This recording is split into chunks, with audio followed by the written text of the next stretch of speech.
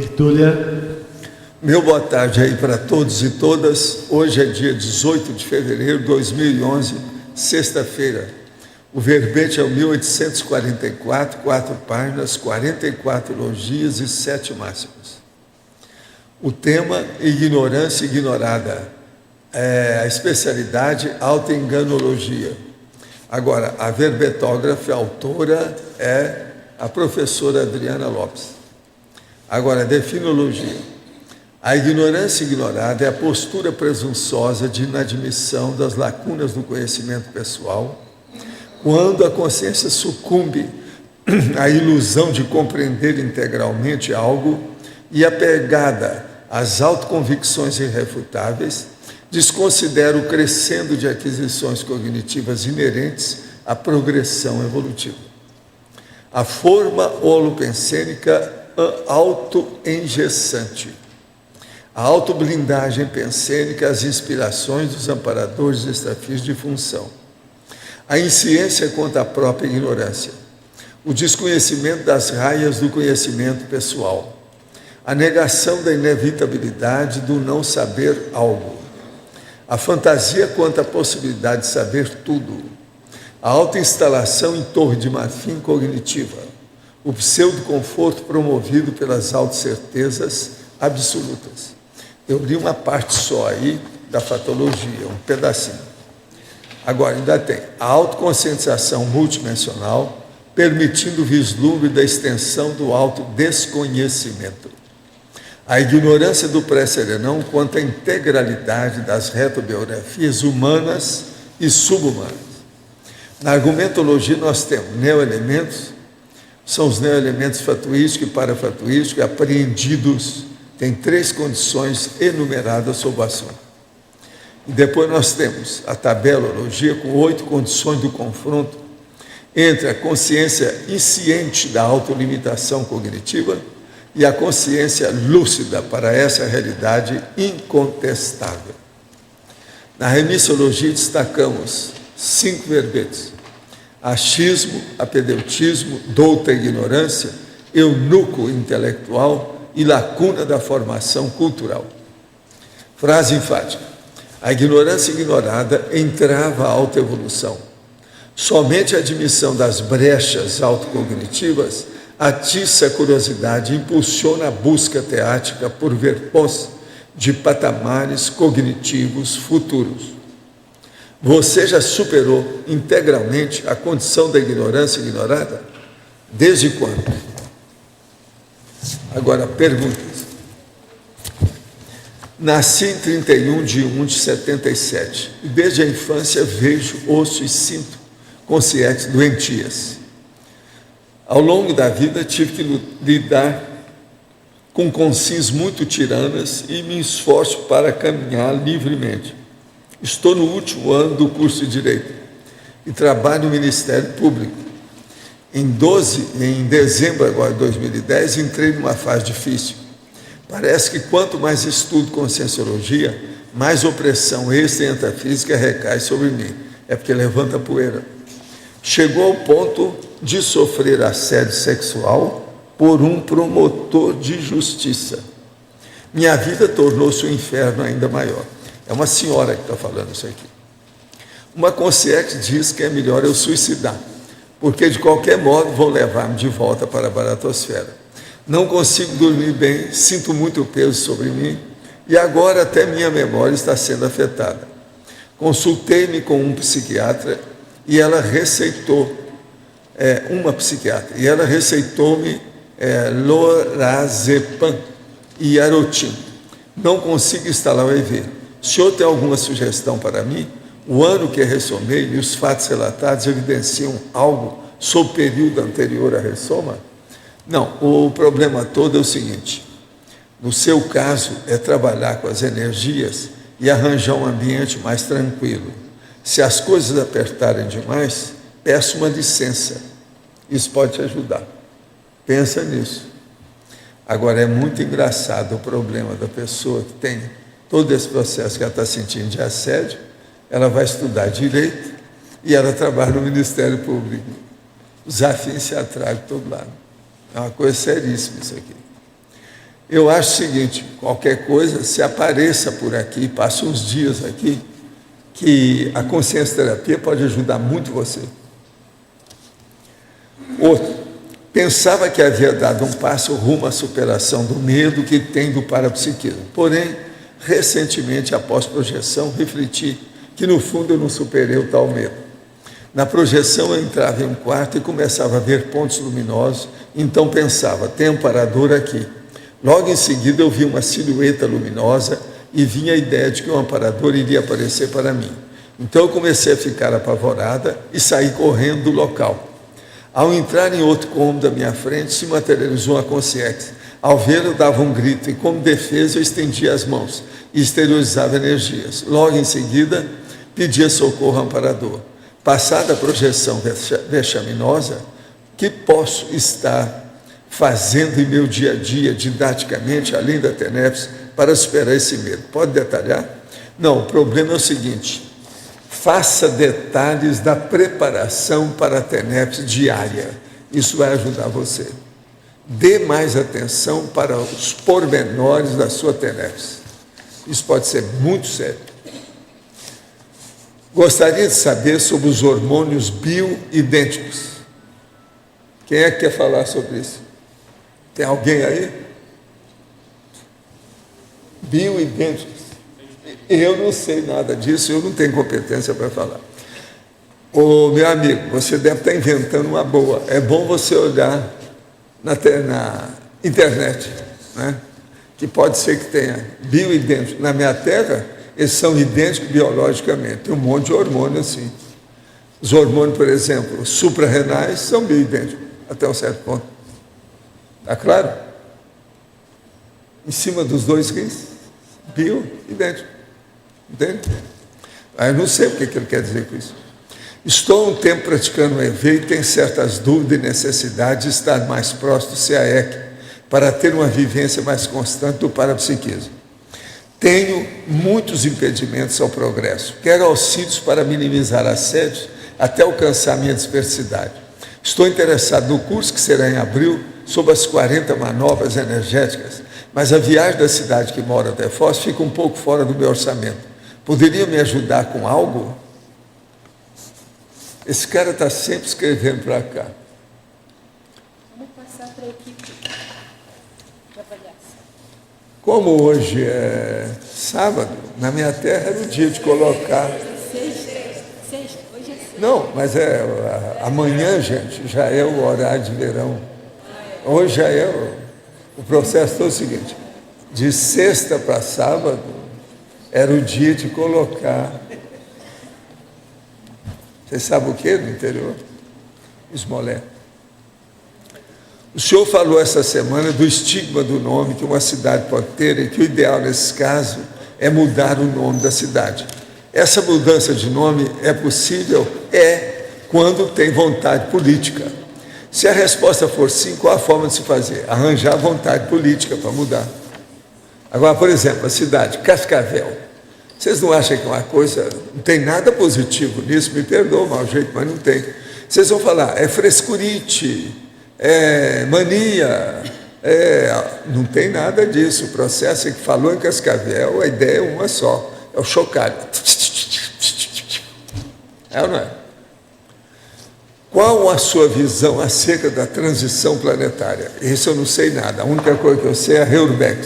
Qualquer coisa você leia meu livro que eu escrevi, que chama Homo Sapiens Reurbanizados. A transição planetária que eu conheço é essa. Em recente entrevista, o cineasta Francis Ford Coppola, o do Poderoso Chefão, parece corroborar pensamento do senhor a respeito das artes. Ele sugere, outras coisas, que artistas não deveriam ganhar dinheiro com arte e que o futuro da arte é ser totalmente gratuito. O que o senhor a respeito sabe disso? Olha, essa é a minha opinião, faz só 60 anos. E outra coisa, eu acho um absurdo o preço que eles dão para a arte, etc. Sendo que é só tirar uma fotografia, a pessoa tem aquilo na casa até melhor do que a pintura. Quer dizer, eu não engulo essa, não dá. Então, tem essas coisas, tudo é um processo de emoção de bicho, é um processo animal. Por quê? A arte é um processo subcerebral. É um problema sério, não adianta querer fugir disso. Então, por exemplo, fazer gratuito já ajuda. Por exemplo, tem que ser a arte real, é daquela criança que faz um desenho da minha cara com a barba e me dá de presente. Eu não paguei nada. Isso é arte. É a arte infantil. Tudo que vem da arte é infantil para mim. Agora aqui, eu vou ler em espanhol porque está escrito, tá? Me encontraba haciendo una historia clínica a una mujer senil, 80 años, con infarto al miocardio, que se presentó síntomas muy atípicos, donde además del dolor en hemitórax izquierdo, también describió una especie de descoincidencia de la paracabeza en el momento del infarto. Sentía que la cabeza no era la mía. Posteriormente, ya hospitalizada, estabilizada, la paciente dice sentir que su cuerpo se va fundindo en la cama. Quer dizer, está fundindo. Aquilo vai, é quando a pessoa relaxa. Personalmente, lo asocié fuertemente a una descoincidencia preparatoria para una desoma. Como sempre he analisado estes hechos de descoincidencia dentro de los grupos de estudo del IPC y del CIAEC, quiero ir con mucho cuidado ahora, pues no quiero cometer una iatrogenia por ignorancia sobre la conciencioterapia. ¿Cómo puede mejorar mi asistencia en estos casos? Estado vibracional. Não é isso? É o ideal. Agora, uma coisa boa fazer as 40 maniobras do parapsiquismo, do estado vibracional. Seria muito bueno. Na tertúlia de domingo passado, a sua resposta a uma pergunta minha me fez entender que sou ignorante quanto à conscienciologia. Desde então tenho me sentido mal, angustiado e ansioso. Está vendo? O orgulho dele é muito grande, está muito grande, né? Porque ele sentiu mal a hora que ficou sabendo a realidade dele. Lendo o verbete de hoje, comprovei que realmente sou um incauto, apriorista, egocêntrico, apedeuta evolutivo e negligente. Seria bom pôr, e super orgulhoso. Não tenho domínio do parapsiquismo, muito menos do EV. Estou me sentindo muito mal. Preciso realmente da ajuda do Senhor. Então, a primeira coisa é o seguinte, aí é um processo de orgulho, mexeu nos seus brios. Isso é ótimo, vai ajudar você, porque mexeu a vergonha na cara. E outra coisa, você já não está tão orgulhoso que você já escreveu isso e assinou embaixo. Eu não vou falar o nome dele, mas isso já mostra que ele está saindo do pedaço, da condição difícil. Agora, vamos pensar positivo. Do meu lado, eu vou pensar em você. Eu já vi várias perguntas que você já fez aqui. Não esqueci seu nome, não. Vamos trabalhar com isso. Agora, gente, aqui está. Construa o futuro do seu bairro. O bairro é aqui, tá? É a Cognópolis. Tá certo? Então, reunião para aprovação do Estatuto da Associação de Moradores do Bairro Cognópolis. Então, dia 23 de fevereiro, daqui 5 dias. Auditório de discernimento, horário 7h30 da noite, 19h30. Se alguém quiser ver mais o cartaz, está aqui, tá certo? Eu estou aqui com o levantamento anual dos atendidos na TENEPS, no Instituto. Então, tudo indica que isso aqui é do ano passado, pela situação que eu vejo aqui. Por atendido, tem a cidade toda que for atendida. O total de pedido foi 1.198. A média de pedido por mês foi 92,4. 3 países, 5 cidades de 3 países diferentes. Ao todo, 36 cidades de 14 estados. E só do estado de São Paulo foram 55 cidades do estado de São Paulo. Então, com isso, a gente já tem uma ideia dos pedidos da TENEPS. Isso aí a gente pode saber. Para os tenepsistas é importante saber, não é isso? Eu quero dizer para vocês que amanhã, sábado, à meia-noite para domingo, vocês têm que cortar 1 hora nos relógios, atrasar o relógio. 1 hora, que o horário de verão acaba tomorrow. Tá certo? Amanhã. Agora, eu queria dizer outra coisa para vocês, que eu falei aqui um dia que eu prometi, que o dia que eu visse eu ia falar. Hoje eu vi. Hoje houve uma tempestade energética, magnética, das 7 às 10 da manhã. Tá certo? Eu vi que as coisas todas tinham todas as características disso. Agora, observem na vida de vocês o que aconteceu entre 7 e 10 horas, principalmente com referência ao tempo, ao holopensene, à pressão atmosférica ou qualquer coisa que vocês tenham sentido. Foi das 7 às 10 horas. Agora, parece que o tempo para, não havia vento demais. Isso na nossa área aqui. Pegou o CAE, que eu estava aqui vendo o CAE. Então parece que para tudo, aquilo fica escutando o silêncio. É a voz do silêncio que fala. Diminui as borboletas no ar. E às vezes acontece coisas que a pessoa deixa para depois. Ela para alguma coisa. Precisa de ver. Quem é que deixou alguma coisa para depois, hoje de manhã? Alguma coisa nesse sentido. Pois é, precisa saber o quê? O que vocês deixaram? Vê se tem relação com algum processo magnético, de energia. A tempestade magnética, geralmente, ela melhora. Ó, olha aqui, ó, eu estou falando a energia que está aqui. Ó. Eu me ligo lá no processo, ó, energia enorme. Tá certo? Ó, negócio, ó. Qualquer coisa a gente entra na mega euforização, sem trabalho e sem pagar nada. Tudo espontâneo. Agora, eu vi as coisas que aconteceram dentro dos problemas que eu estava fazendo. Agora, outra coisa, quando ocorre um caso desse, a gente tem que ver o que está ocorrendo simultaneamente, antes, durante e depois. Então, nós temos, hoje está começando o acoplamentário. Eu trabalhei de madrugada 3 vezes com esse povo do acoplamentário aí, dessa vez. Estou falando para vocês, claro. Tem esse processo da mudança do horário, que é amanhã, meia-noite. De modo que o céu estava azulíssimo pela manhã. Agora eu não sei, que eu não vi lá fora. Tá certo? Então, aquilo que me perguntaram muitas vezes como é que era a tempestade, para eu falar, eu cumpri a minha obrigação e a minha promessa hoje. Pode ter relação com o que a gente estava estudando? Pode ter relação com o que a gente estava estudando nesse horário? Pode ter relação como? Não estou entendendo. Com o assunto que a gente está estudando nesse horário? Aí é um problema que você que tem que saber disso, eu não sei. Urubu célula. Eu estou falando o que aconteceu com o holopensene nosso. Eu não sei o alcance até onde foi, porque eu não saí de manhã. Eu não pude, porque eu estava ocupado, eu estava atendendo os outros lá embaixo hoje. Hoje é meu dia, é dia par. Então não dava, né? Agora, o hormônio bioidêntico. O termo bioidêntico refere-se a uma substância cuja estrutura molecular é exatamente idêntica dos equivalentes produzidos pelo nosso próprio organismo, independentemente da fonte da qual se origina. Assim pode ser natural ou sintética.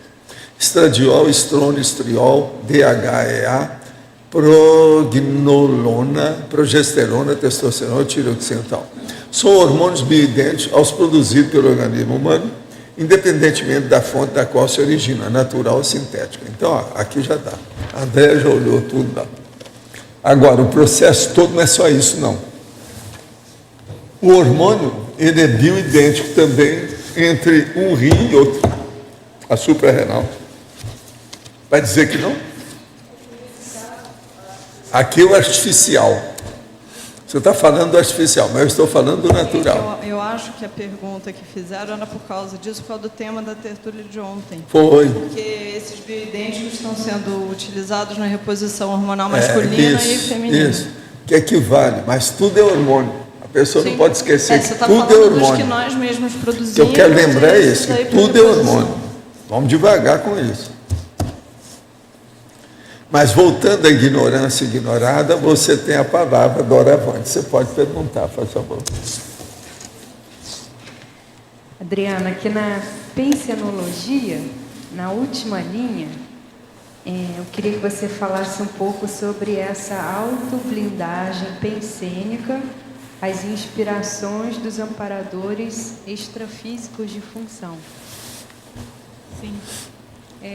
Porque essa postura, né, da ignorância ignorada, como a gente coloca na definição, né, essa postura presunçosa de você que já sabe tudo, você acaba bloqueando até a possibilidade de interação com os amparadores.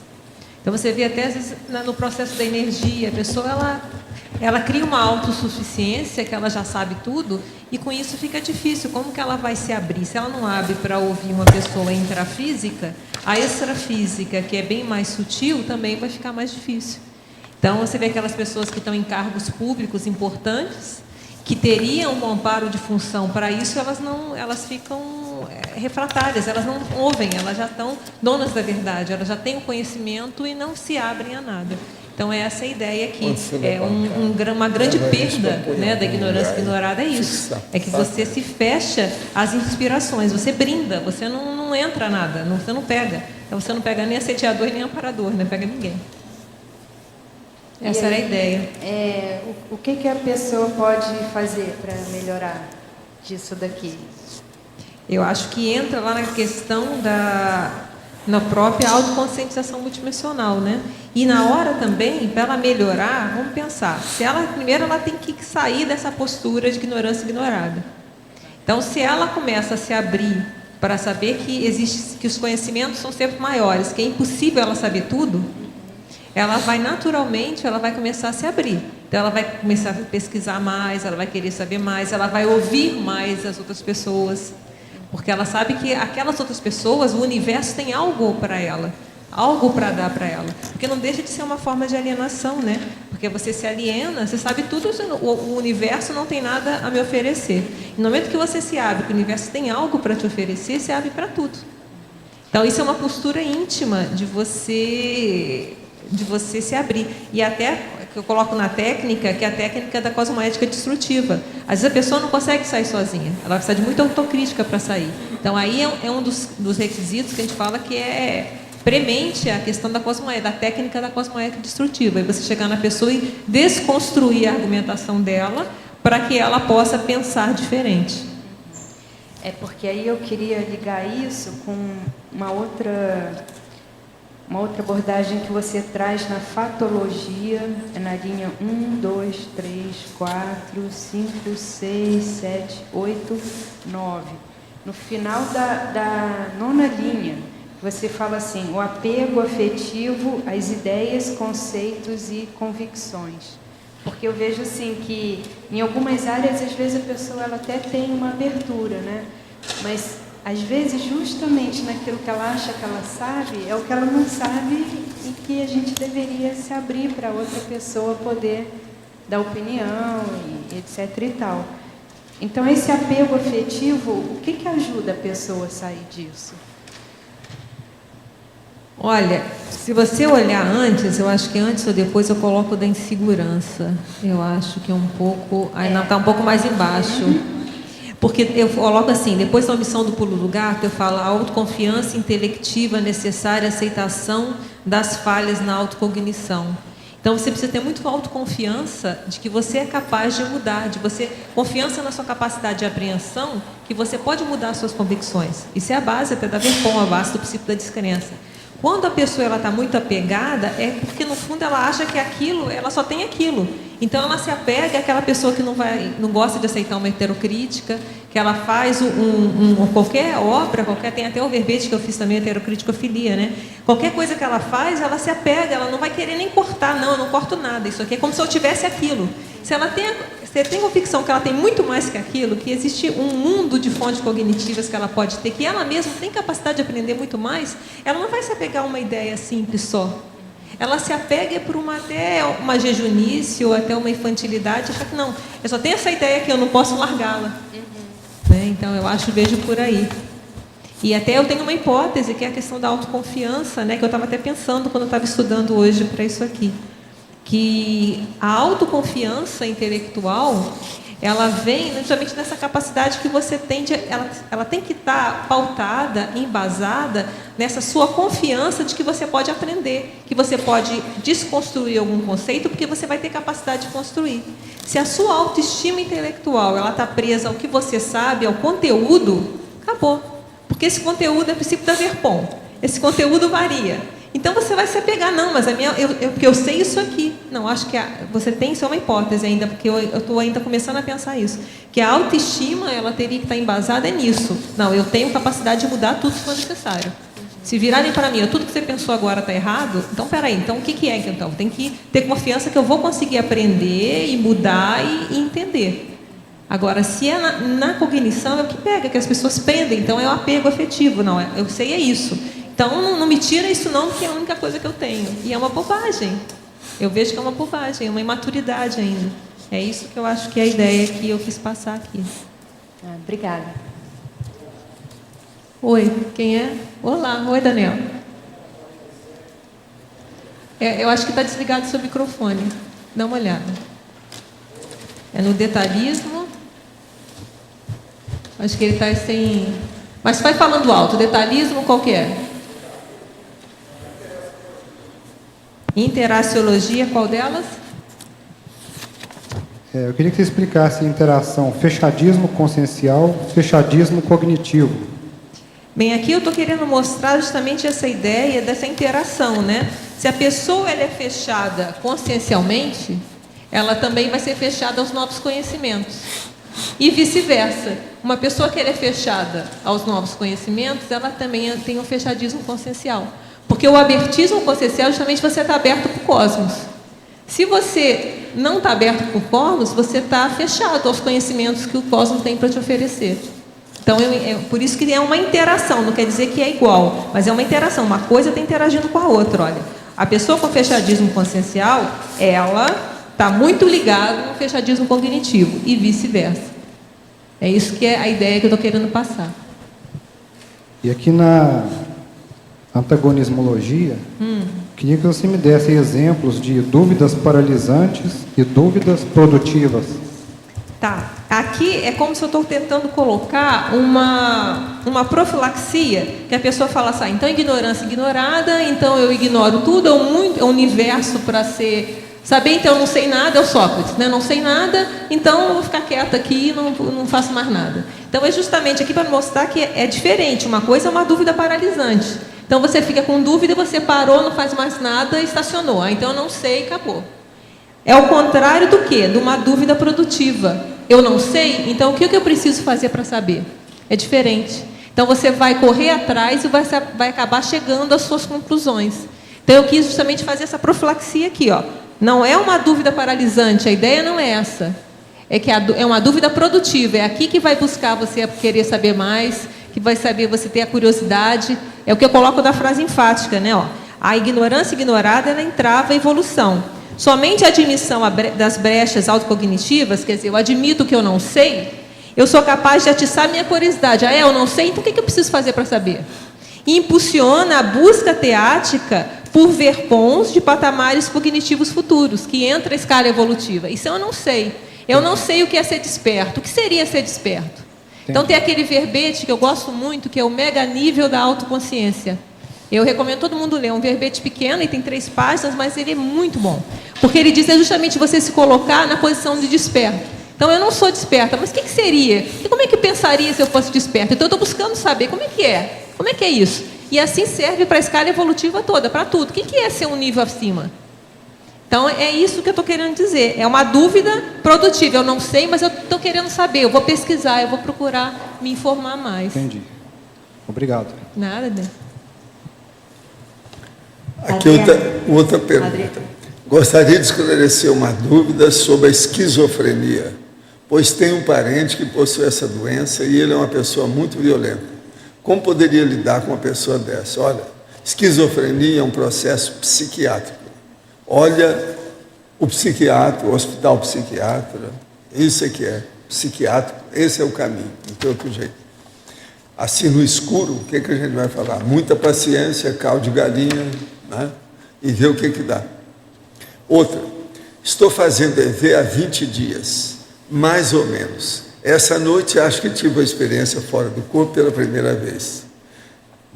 Estive no local no qual eu senti uma grande paz e alegria, parecia-me o SEAEC, porém com outras características. Então não era. Em lugar mais antigo, com muitos livros, um enorme quadro na parede, tipo tapete, e com muitas pessoas. Lembro bem que estava com uma mulher e falei para ela, estou lúcido. Eu sabia que iria conseguir e fiquei emocionado. Depois disso, não lembro mais. Hoje acordei muito bem. Será que o senhor poderia me dizer que local seria esse? Não, não posso, não sei. Agora, a melhor coisa que você faz, anota tudo isso, até aqueles detalhes que são aparentemente insignificantes, que com o passar do tempo isso pode esclarecer a sua vida próxima. É importante isso aí. De qualquer maneira, precisa ver se o seu sonho lúcido já se transformou numa projeção. Do jeito que está aí, se você falou em lucidez durante o onirismo, já mostra que é pelo menos sonho lúcido. Isso é uma técnica. Adriana, Aqui para a Adriana aí. Na página 47, a paradoxologia é o primeiro paradoxo. O paradoxo da arrogância intelectual, usado para mascarar a complexa inferioridade intelectual. Isso, esse paradoxo até já foi usado em outros verbetes da Conscienciologia, né? Que é o paradoxo da arrogância intelectual usada para mascarar o complexo de inferioridade intelectual. Então, isso entra naquilo que eu falei um pouco antes, da questão da insegurança, né? A pessoa insegura, muitas vezes, ela vai a um paradoxo. É porque ela vai, justamente, ela é uma paradoxal para ela, porque a inferioridade dela a faz ela assumir uma postura mais arrogante em relação ao saber. Então, justamente no fundo disso estaria uma tremenda insegurança. Então, por isso que é um paradoxo. Eu acho Que é uma tendência da pessoa, vamos dizer que sabe menos, ela querer se mostrar que sabe mais. Não, justamente, é pela insegurança da inferioridade intelectual que ela tenha, é que ela acaba se mostrando como arrogante, ou sabe tudo. No fundo, lá no fundo ele saberia, por isso que é a autoenganologia. Ele sabe que não sabe, muitas vezes. Mas ele age um mecanismo de defesa, até certa forma. Então, é esse que quer dizer esse paradoxo. Correto, obrigado.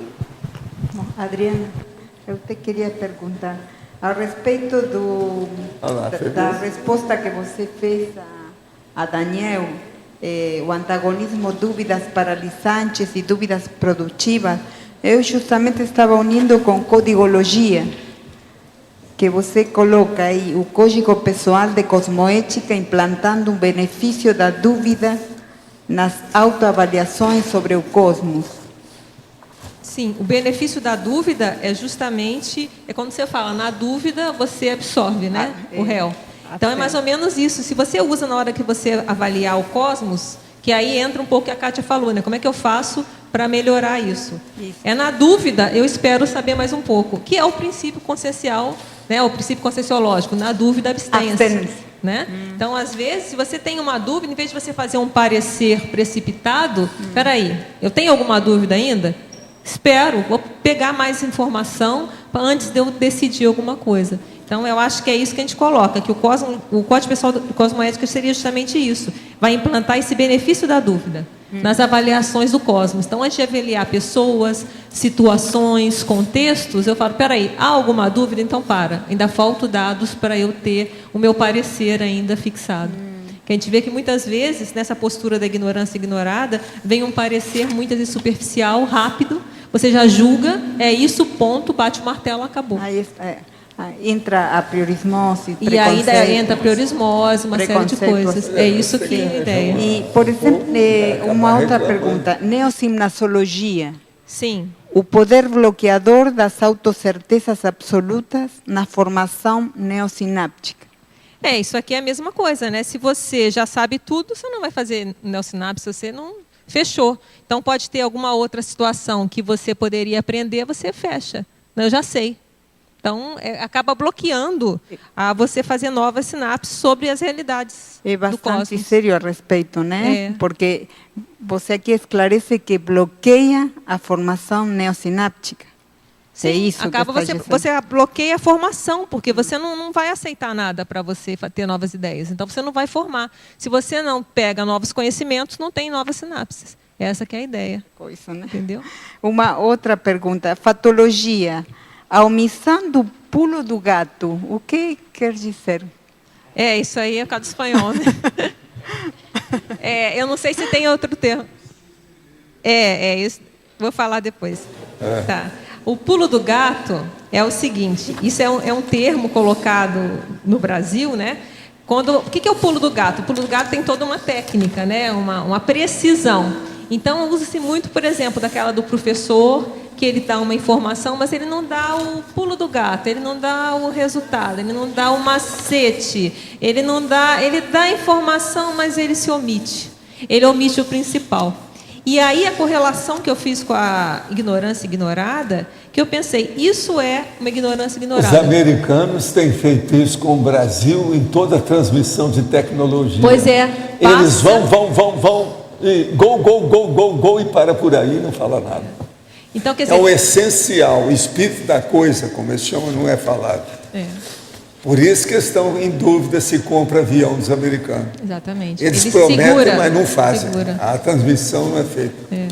Então, tirando esse aspecto que é anticosmoético mesmo, né, de segurar a informação, se você pegar no aspecto intraconsciencial, por exemplo, um professor que faça isso, o que eu penso? Esse professor, na verdade, ele acha que o conhecimento dele é único, então ele já conhece e domina tudo. Se eu passar isso para o meu aluno, ele vai ficar igual a mim, porque ele vai pegar o meu macete que eu demorei 20 anos para descobrir, eu vou passar para ele, ele vai ficar igual a mim e acabou. Se ele tem a ideia que tem muita coisa para ele aprender, ele vai continuar aprendendo. Então, ele pode passar o pulo do gato, porque ele está continuando aprendendo, ele está se aperfeiçoando cada vez mais. É julgar com uma carta de menos. Às vezes isso é importante, mas às vezes pode ser anticosmoético. Você omite, né? Segura. Então, é isso que a gente está colocando nessa ideia. Tá? Agora, para eu não me omitir, eu quero dizer que tem na desconsideração, está escrito inabaláveis, tem um A com acento agudo. Sim, é verdade. Ela não tem nada a ver com isso, essa culpa é minha. Então, essa desconsideração tem que vir por cima de mim. Na argumentologia, desconsideração, esse ponto, segunda quem linha. colocou fui eu, está errado. É a única coisa que nós achamos aí no verbete. Adriana, Fala, Dulce. eu queria que você comentasse aqui na fatologia, na quinta linha, eu achei interessante você colocar isso aqui, porque eu já tive a oportunidade de ver ao vivo você falar isso, dando uma aula. O ato antipedagógico de não assumir o desconhecimento da resposta à pergunta feita. Eu acho tão interessante. Você pode comentar nesse contexto? Não, isso entra a questão da arrogância intelectual que a gente falou da ignorância ignorada, né?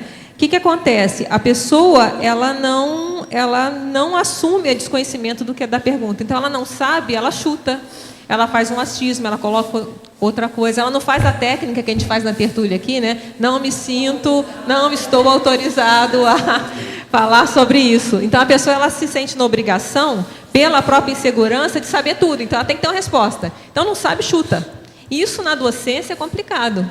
Até eu coloco na teoria da interpretação grupocármica, eu faço uma menção que tem correlação com isso, com o pulo do gato e isso, que é a teoria das interprisões grupocármicas abarcando as desinformações interconscienciais.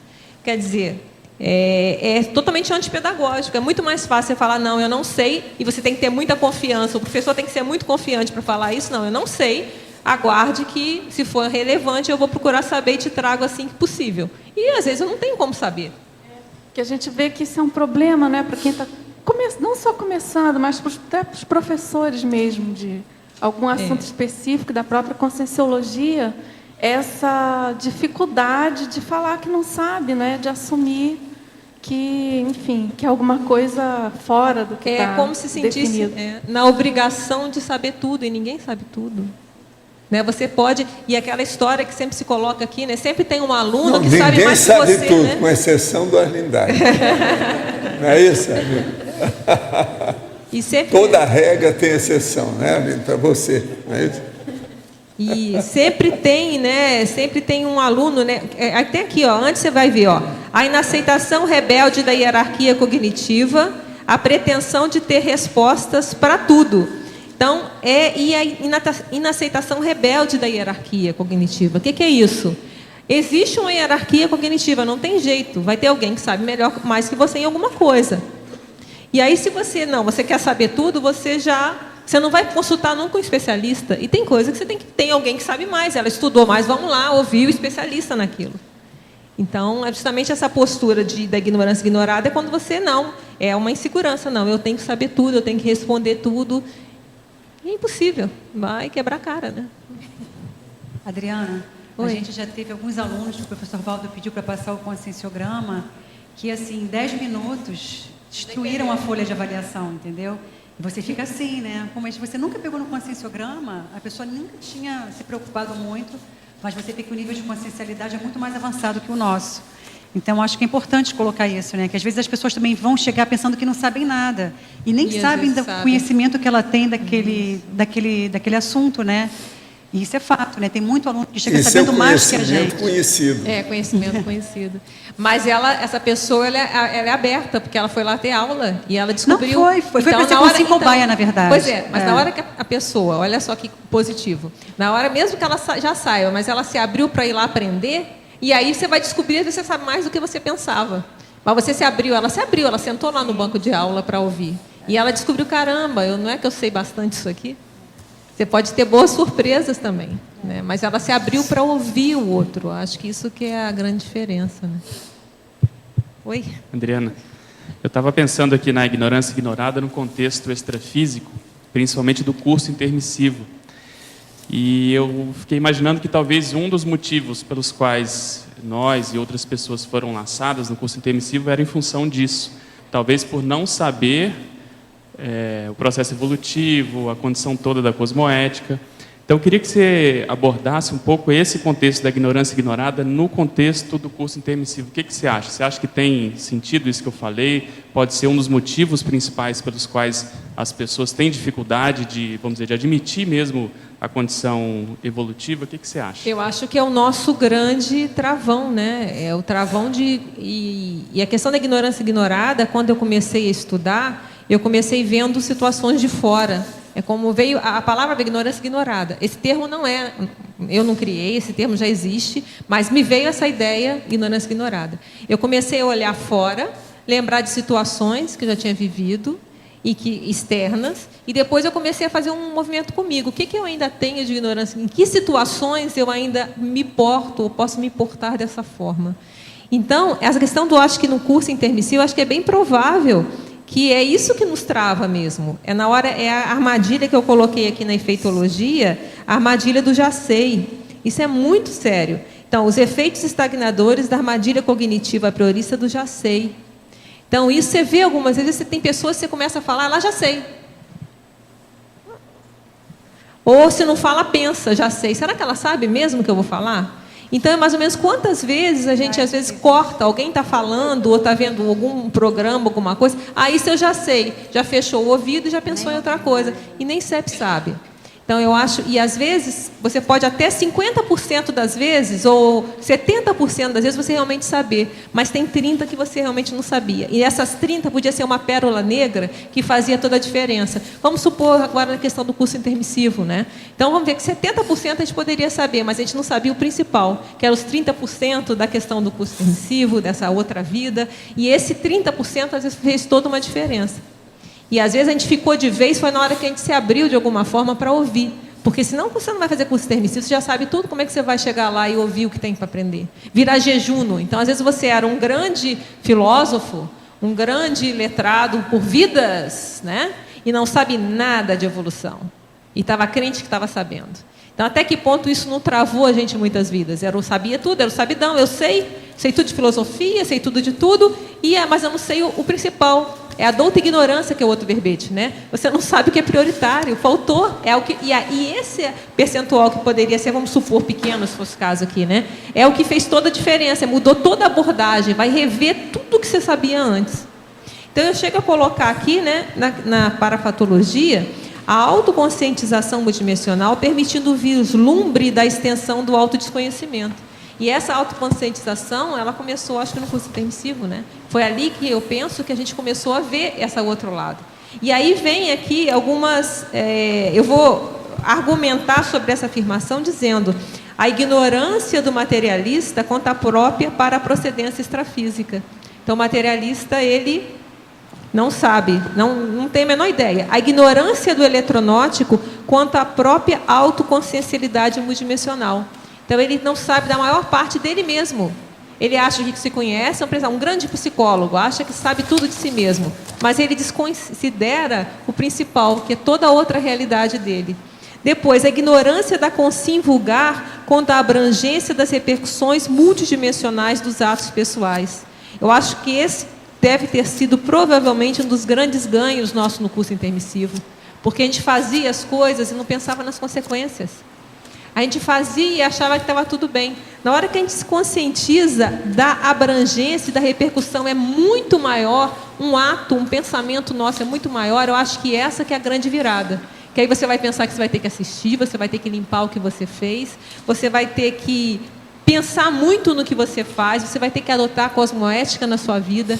Então, acho que essa é uma grande virada que a Conscienciologia traz para nós e que eu acho que essa virada começou lá no curso intermissivo. E, para terminar, eu coloco, né, a ignorância do pré-serenão quanto à integralidade das retrobiografias humanas e subhumanas. Eu coloquei pré-serenão no sentido do não serenão, né? Porque até é colocado nos livros que a hipótese que talvez nem o serenão saiba as vidas subhumanas, né? Então, pelo menos, antes disso, a gente não vai saber mesmo.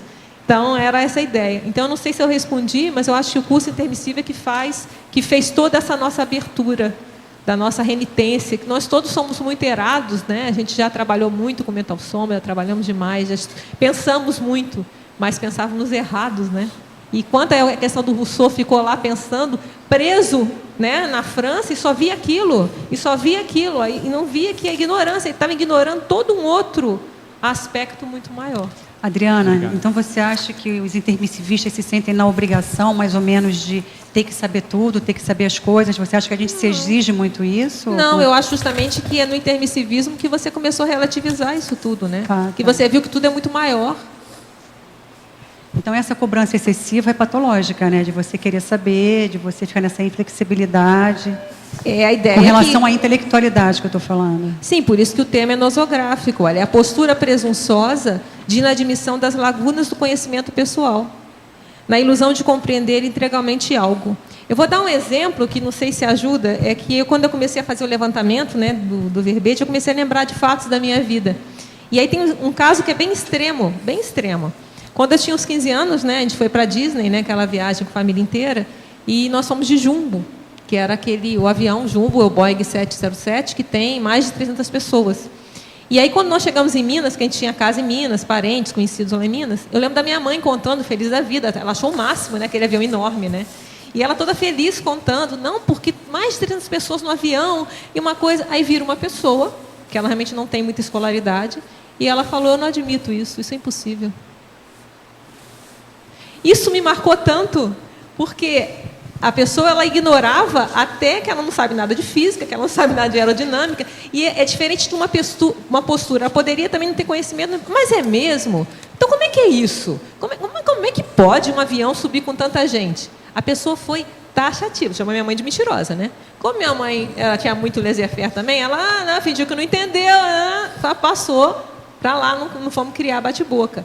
Mas eu não esqueço disso. A pessoa foi peremptória. Eu não admito isso. Isso é impossível. Acabou. Acabou. Não tem discussão. Acho que existe uma diferença na ignorância ignorada e na ignorância inconsciente.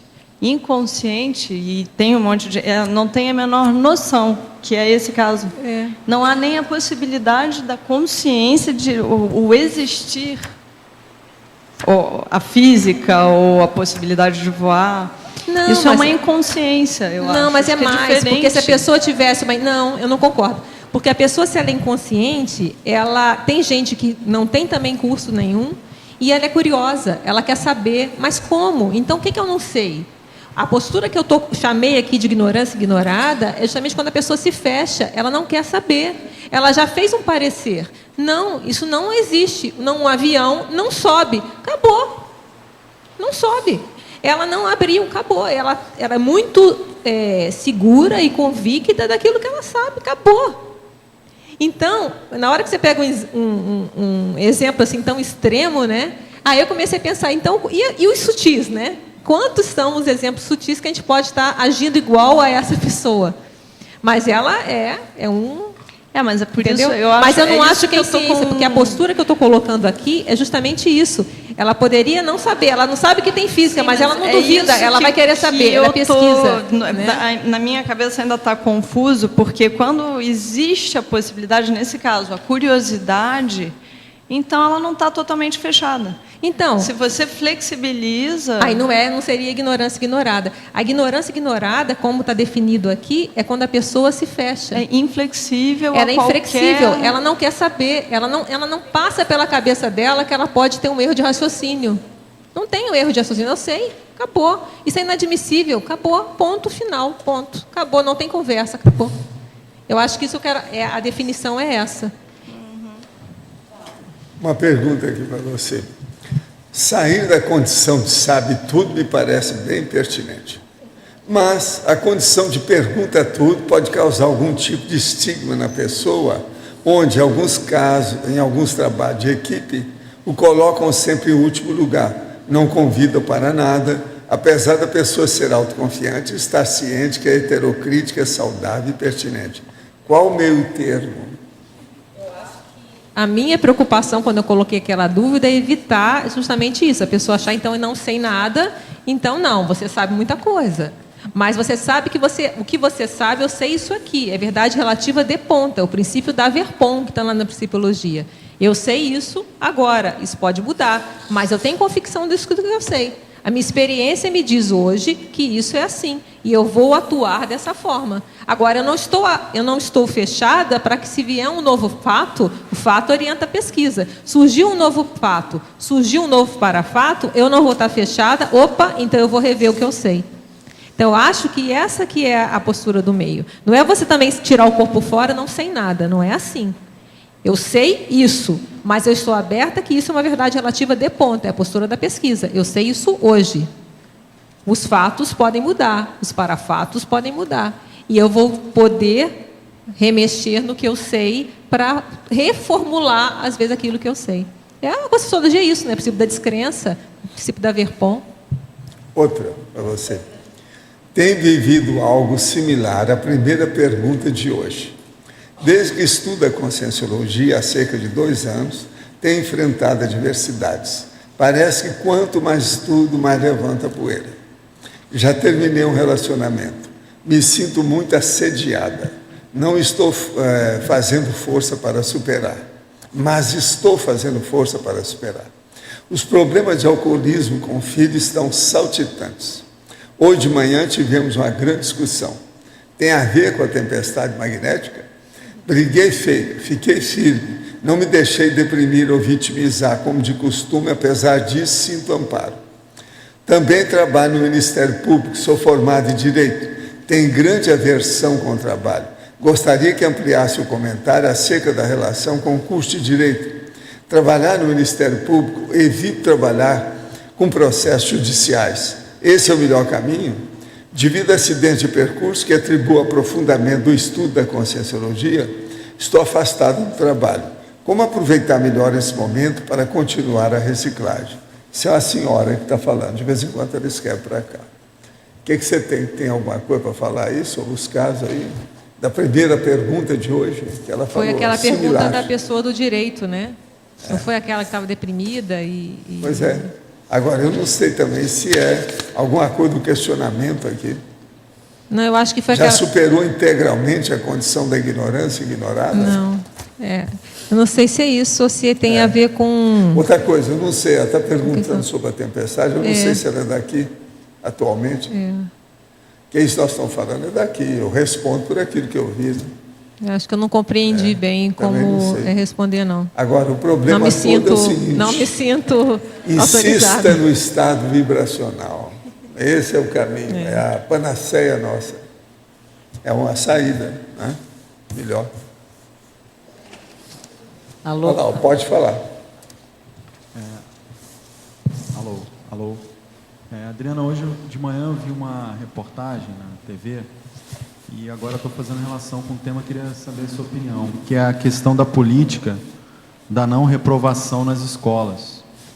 E dentro dessa reportagem se falava que, apesar da diminuição da evasão escolar, o rendimento das pessoas que estavam dentro dessa política estava caindo, né? Não conseguia acompanhar os demais alunos. Então, queria saber a sua opinião a respeito dessa condição.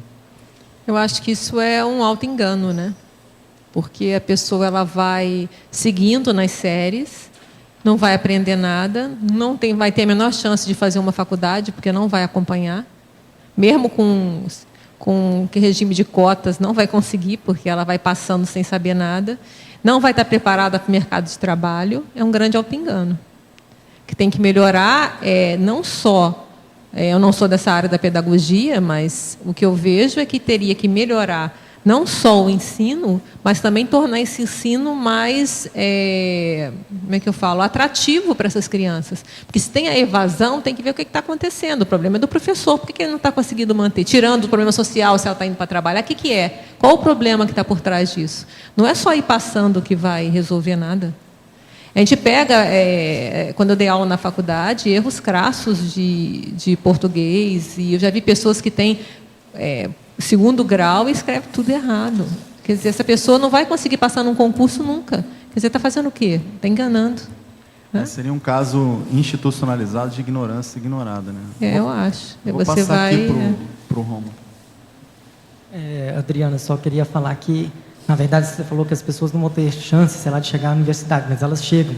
Eu sou professor universitário e a gente dá aula para pessoas que você vê que, às vezes, ela não sabe um conteúdo que é da 4ª série primária.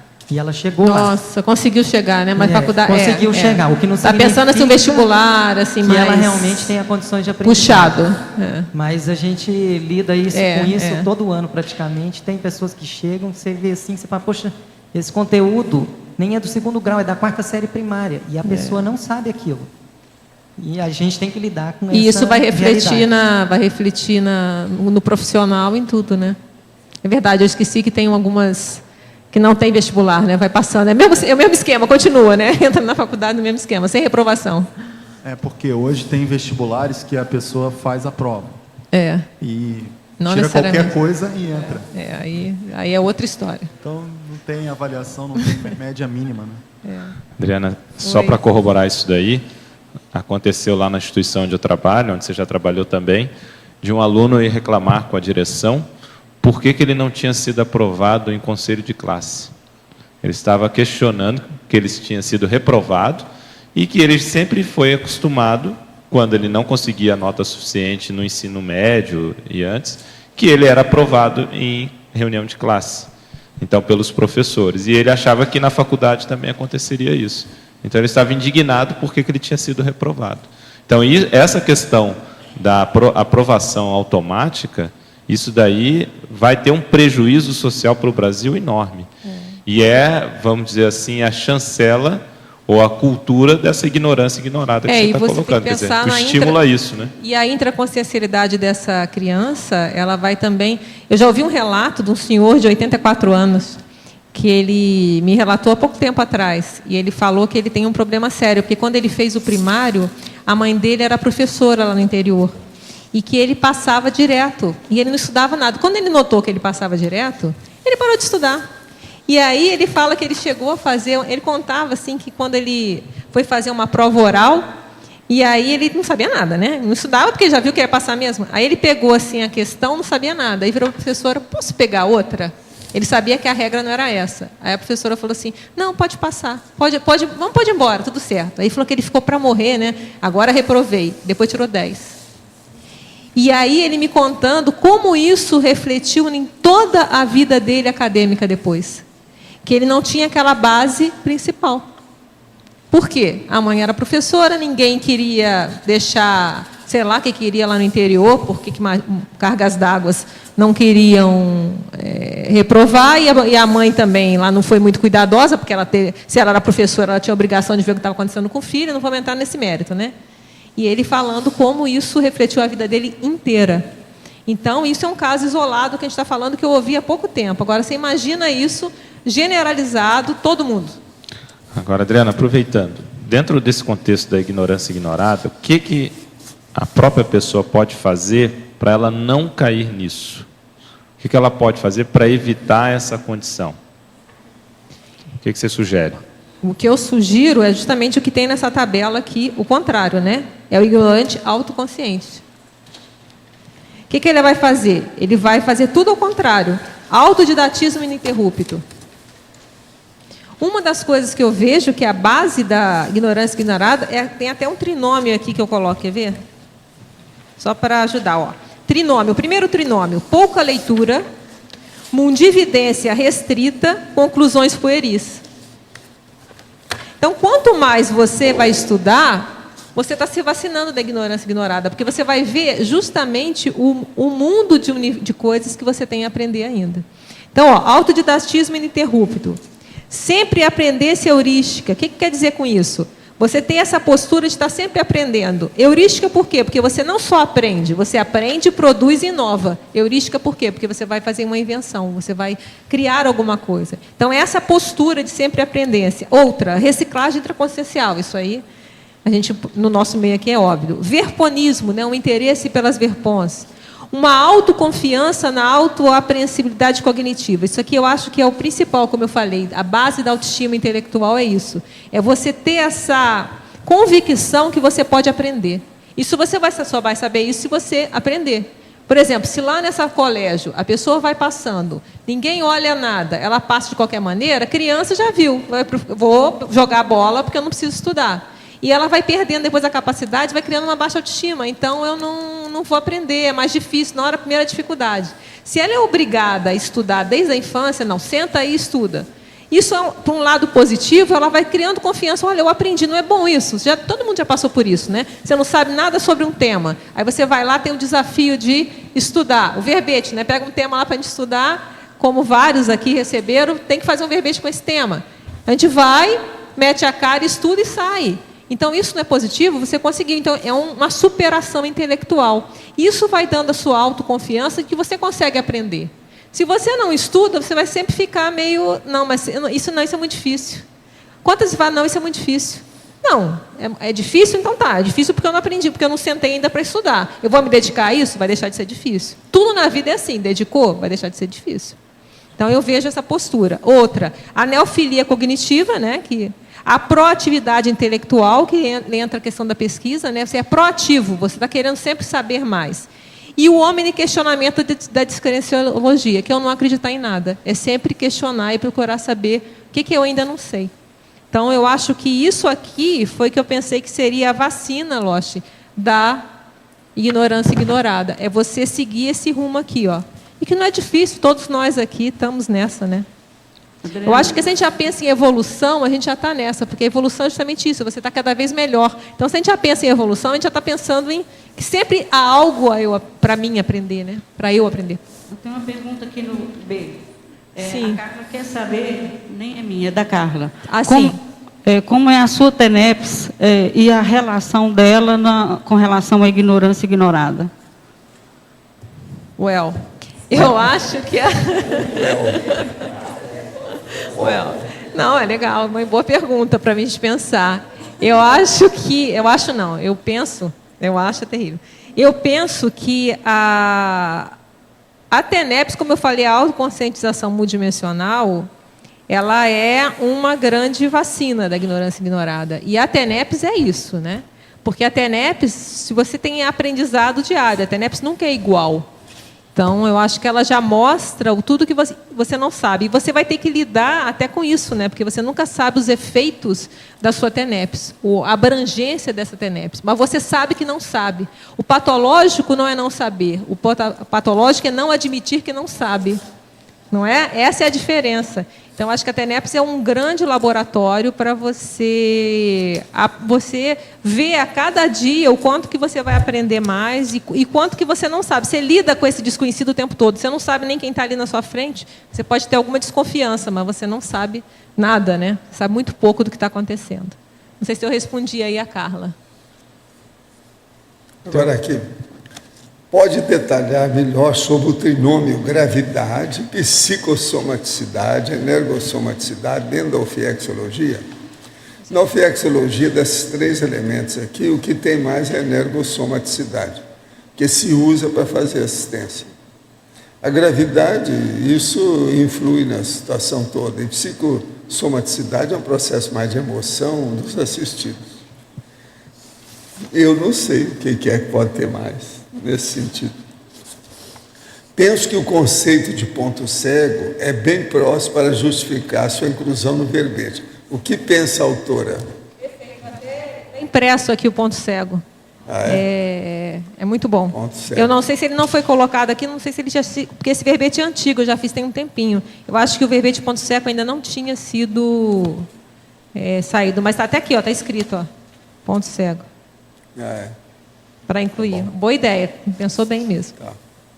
Percebo que muitas vezes, ao tentar fazer uma TARES, vejo a situação com meus conceitos pessoais e esqueço que, na verdade, sou um mercador da minha própria ignorância. Você poderia estabelecer as relações que existem justamente para desenvolver a TARES entre a ignorância ignorada e a impacto-terapia? Como eu coloco aqui na voluntariado, né, eu coloco o voluntário da TARES, eu ressalto isso, olha, voluntariologia, cadê? Está lá, o voluntariado dedicado à reeducação tarística. A reeducação tarística é isso, e inclusive tem a técnica, eu nem coloquei a impacto-terapia está dentro aqui da cosmoética destrutiva, eu quis colocar já a mais radical logo. E o papel nosso, enquanto TARES, é justamente informar sobre isso. É informar, no mínimo, que as pessoas elas não vivem só esse corpo, que a morte não existe, e assim vai. Dentre isso, você está ampliando o mundo de evidências. A TARES é você ajudar as pessoas a ampliarem a mundividência. Por isso tem o verbete neomundividência, que é justamente a mundividência conscienciológica. Então, acho que é tudo, isso aqui é um público, tanto é que eu coloco o Colégio Invisível da Parapedagogia e o Colégio Invisível da Consciencioterapia. São os 2 locais que devem se estudar mais essa questão da ignorância ignorada, que é a solução, né? É a docência e a terapia. Meu melhor amigo está se preparando para fazer a prova de perito criminal da Polícia Federal. Ele é uma cabeça e nessa profissão estará muito mal aproveitado. Já conversei com ele algumas vezes sobre o assunto e tentei demonstrar que é uma profissão pesada, desgastante e, como é na polícia, ainda existe muita possibilidade de se meter em sujeiras. O que o senhor acha desse trabalho de perito? Quais as consequências de se trabalhar em casos pesados de assassinato? Olha, o que a gente precisa é ter gente boa, bons peritos para fazer as coisas. Se ele é uma cabeça, pode ser até que vai melhorar, né? Mas que isso aí, um ambiente difícil, não há dúvida. Mas ele deve saber, mais do que a gente. Está lá dentro, ele está sabendo. Agora aqui, poderia comentar com sua amplitude de conhecimento diferenciada o porquê dos jovens estarem abusando das drogas pesadas, é exemplo das bebidas alcoólicas, em específico a vodka, aumentando assim o teor de consciência com a ignorância ignorada, criando o estigma da juventude transviada. Você quer falar alguma coisa? Está aí. Eu acho que o que explica isso é as consréus, né? É o renascimento das consréus, essa questão da droga. Não há dúvida, o caminho é esse. Até interessante, quando você olha a ignorância ignorada na internet, tem um blog que o cara até não é muito positivo, mas ele fala assim, quanta arrogância é a ignorância ignorada da juventude. Então, ele até faz uma crítica não muito positiva. Mas o jovem, um dos problemas que a gente pensa que tem a ver com a imaturidade, muitas vezes o adolescente, ele acha que sabe tudo, por isso que às vezes tem gravidez antes do tempo, precoce, ele muitas vezes, até mostra como que é a questão do cérebro menor, a falta de cognição, muitas vezes há jovens, não vamos generalizar, adolescentes que acham que sabem tudo, podem tudo, comigo não acontece, eu posso usar droga que eu não me vicio, fulano vicia porque ele é bobo, eu não me vicio. E assim é uma tremenda ignorância ignorada. Ele acha que com aquelas parcas cognições que ele tem ainda jovem, ele está podendo dominar o mundo. E às vezes não ouve, não vai estudar para ver. Há muitas décadas eu já falava. A juventude é ótima, pelo seguinte, é uma doença que tem cura, é uma questão de tempo. Faz sarar. Ou a pessoa melhora ou ela dessoma. E estou sendo muito otimista. Não estou sendo negativo. E como eu vejo de estou mostrando a realidade, né? E a profilaxia justamente é a intelectualidade adolescente, que é um verbete também, né? Quanto mais esse jovem estudar, mais ele está vacinado disso, porque ele vai ter realmente conhecimento. Agora, é muito engraçado. Agora, a juventude Nós alienada estamos não vivendo sabe na nada. época da Reurbex e há uma exaltação da juventude. E outra coisa, meninos começam com o crack, daí a pouco aquele estraga a vida dele, em 5 meses ele morre. Garotos. Isso são os abusos da época atual na Terra.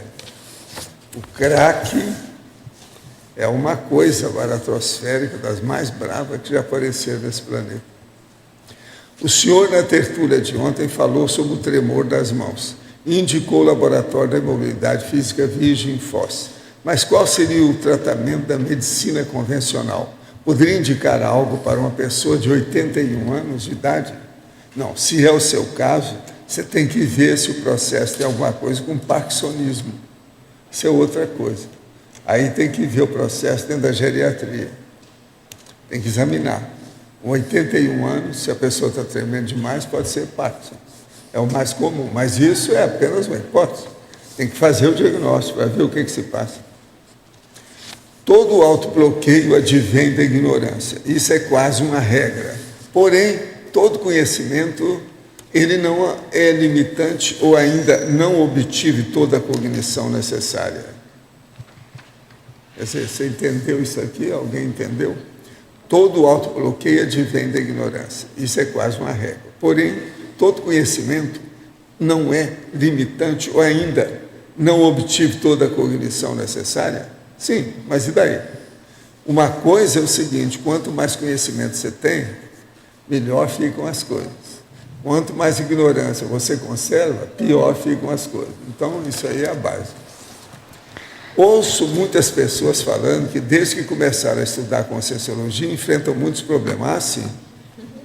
Se você quer chegar na Conscienciologia para não ter problema, desista, esqueça que a gente tenha. E outra coisa, não ligue o online, de modo algum. Agora, continuando.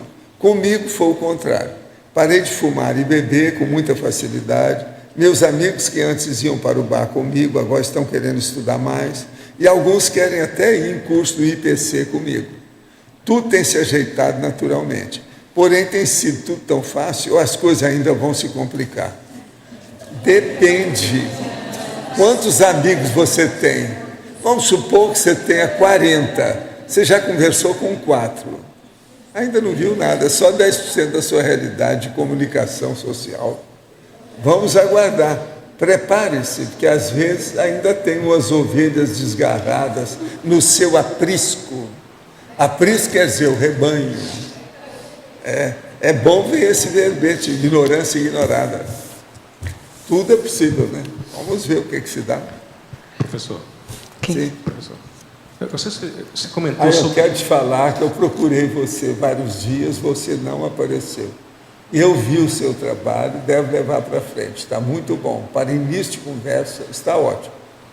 Pode falar agora, muito obrigado. Professor, você comentou sobre as tempestades magnéticas.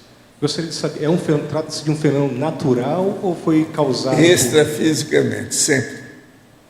Sim, Eu não estou falando de nada de magnetismo aqui, não. Falando é de energia mesmo extrafísica, que eles acionam para melhorar o ambiente. Professor, não seria interessante dar nomes a esses fenômenos extrafísicos? Eu já dei há muito tempo, que isso aí é uma tempestade extrafísica energética. Tem alguma descrição sobre esse fenômeno em algum livro, algum documento? Eu já toquei nisso, até em artigo, tem um monte de coisa. Procura tempestade, que você vai acabar achando. Tem até artigo, eu já escrevi sobre isso. Agora, é muito difícil analisar esse fenômeno, viu? Não é nada fácil, não. E a gente precisa estar desconfiado. Eu, como nasci em Minas Gerais, já sou desconfiado, então eu fico de olho. Hoje, por exemplo, eu estou há muito tempo sempre verificando. Hoje eu vi que dava. Agora, eu vejo em coisas que afetam o meu holo pensene pessoal, doméstico, ambiente que eu estou. Por aí eu vejo o que acontece com o resto. Entende? Hoje eu vi uns dados, fui examinar, ainda era 9 e tanto, 10 horas mais ou menos. Estava para terminar. Eu ainda cheguei a ver o ambiente. Eu estava trabalhando desde manhã lá embaixo, então, tive que levar muito material, trazer de lá. Então não deu para perceber. Mas agora, você nota o seguinte, eu fiz uma experiência durante muito tempo, primeiro em Copacabana, depois em Ipanema. Eu morei no Rio 32 anos. Então, durante muitos anos, andando na esteira aeróbica, com uma big num janelão, e olhando para as casas todas, em Ipanema, na frente lá da minha rua, até chegar no Oceano Atlântico e a ilha à distância, eu então, com o tempo, devido aos dias que eu andava diferente da semana, eu sabia tudo dos vizinhos da frente, o que acontecia. Aquela mulher, ela aparece lá às tantas horas, abrindo a janela. Aquele outro lava todas as janelas na terça-feira, nesse horário. Aquele outro sai lá da cobertura às tantas horas para ir trabalhar, porque depois eu vejo quando ele vai pegar o processo de carro. E assim eu vi as coisas todas. A hora que a empregada doméstica chegava no apartamento grandão. Tudo isso no meu apartamento, que era 14º andar, uma torre, eu olhava aquilo tudo. Então, com o tempo, eu comecei a observar se tinha tempestade magnética. Quando eu via que tudo aquilo tinha alguma diferença, eu saía e via que estava com tempestade magnética. Entende? A tempestade energizada, realmente energética. Então, com isso, eu vi com o tempo uma série de condições. Então, a primeira coisa que tem, agora no tempo aqui, ó, aqui é mais difícil de ver. A primeira coisa que a gente vê é o seguinte, parece que o tempo parou. O vento desaparece, o céu fica azul.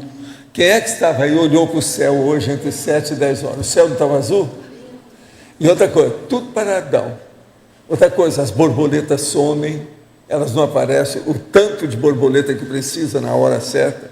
Eu aqui, por exemplo, eu vi, que eu fico sentado lá na recepção e olho as borboletas que tem num determinado padrão que eu vejo sempre. Isso já faz alguns anos.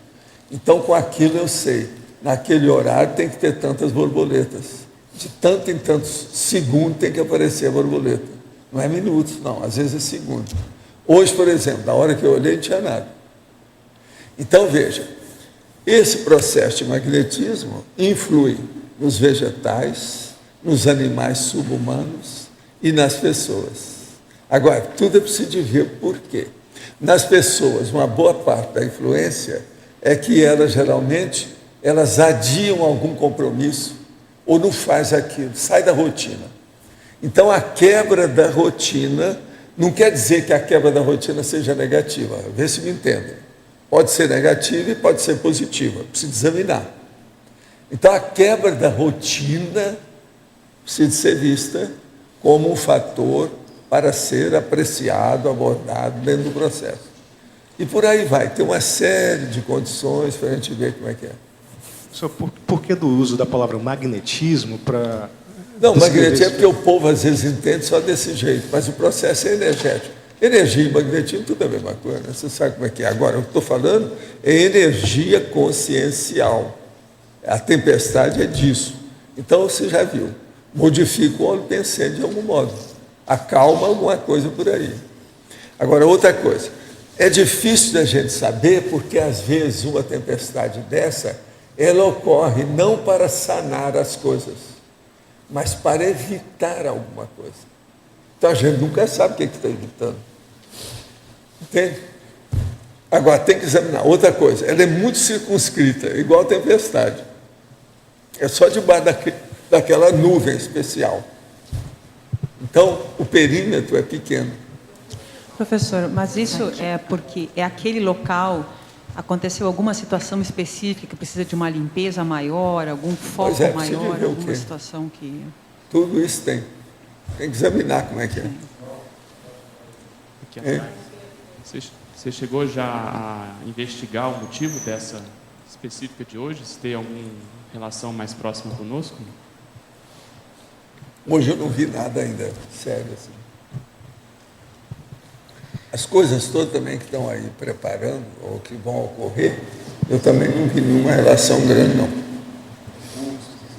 É muito difícil a gente saber exatamente como é que é. Às vezes, por exemplo, o que aconteceu aqui é apenas uma pequena rebarba, porque a verdadeira tempestade foi lá no outro lado. Entendi. Está entendendo? Ela veio para cá, o negócio pegou.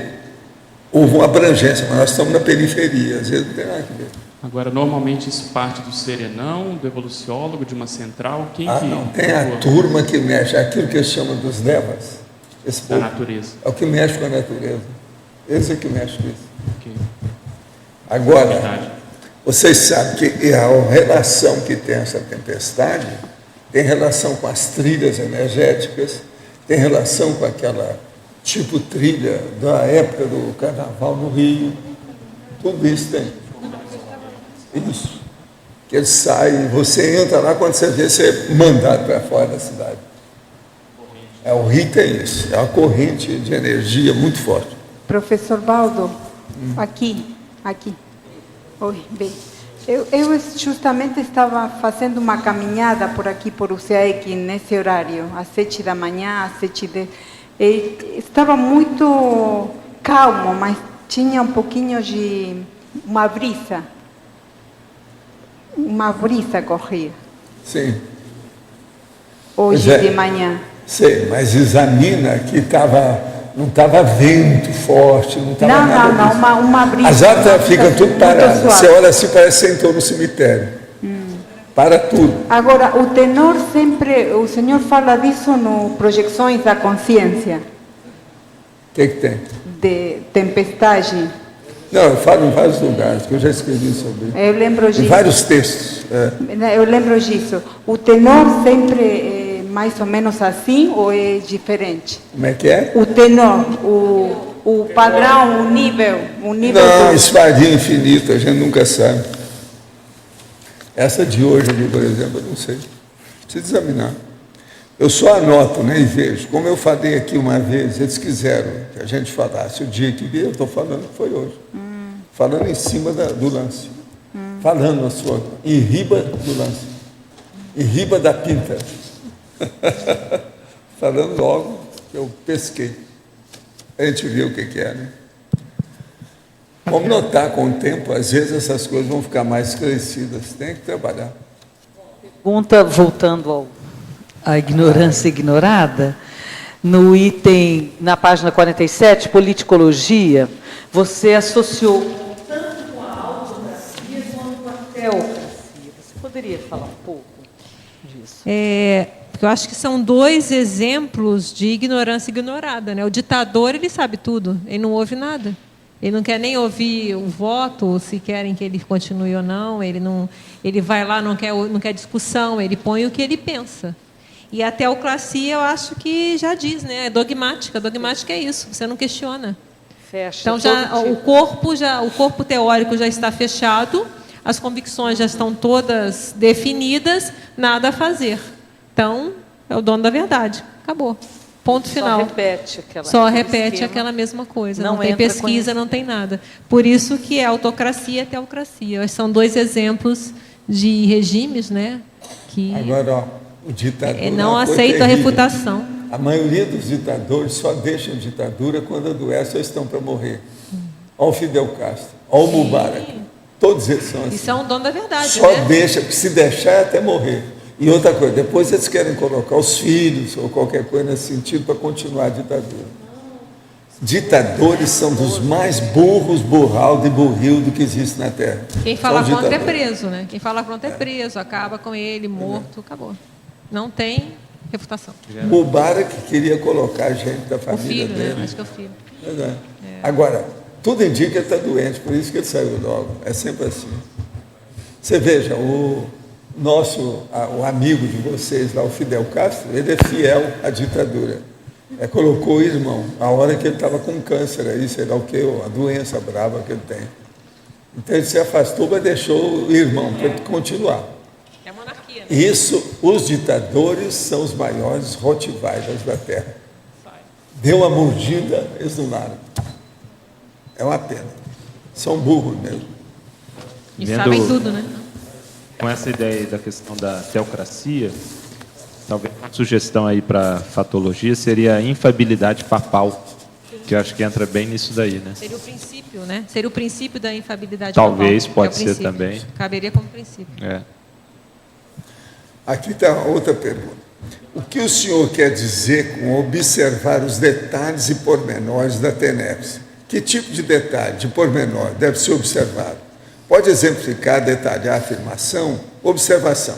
Eu sempre anoto em meus relatos da TENEPS todos os sonhos, projeções e acontecimentos ocorridos no sono de antes e depois da TENEPS, com detalhes de sensações, pensamentos e tudo que percebi na vivência, buscando escrever da forma mais fidedigna possível. Ok, mas observa bem, quais foram as sensações durante a sua TENEPS hoje?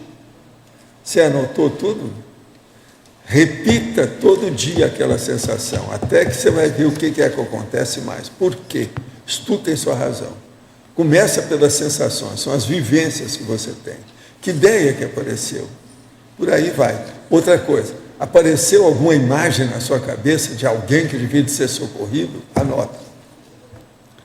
Outra, seguindo esse conceito que paralelo pode ser estabelecido com o atual modelo pedagógico, como a Conscienciologia pode oferecer um novo paradigma para o ensino? Olha, o processo todo, seria bom conversar aí com o Fred, né? Aquele cara que está lá, sobre esse assunto. Que eles têm aí um colégio que está mostrando o processo do ensino, como é que deve ser feito. Isso é que seria o ideal. Não é? Você quer falar alguma coisa, Fred? Faz favor. Alô? Alô? Na área de ensino, o que eu vejo é o seguinte, o que funciona? Ensino clássico.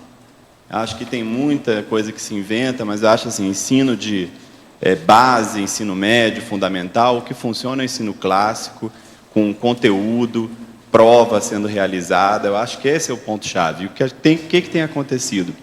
Há sempre hoje uma tendência pedagógica a sair do conteúdo e trabalhar com habilidade, e não com desenvolvimento de inteligência que envolve a pessoa dominar conteúdo, envolve ela ser testada, fazer prova. Então, esse é que eu vejo. Na hora de procurar uma educação para a criança, sempre o ideal é buscar uma escola clássica. Essa é a minha sugestão aí geral.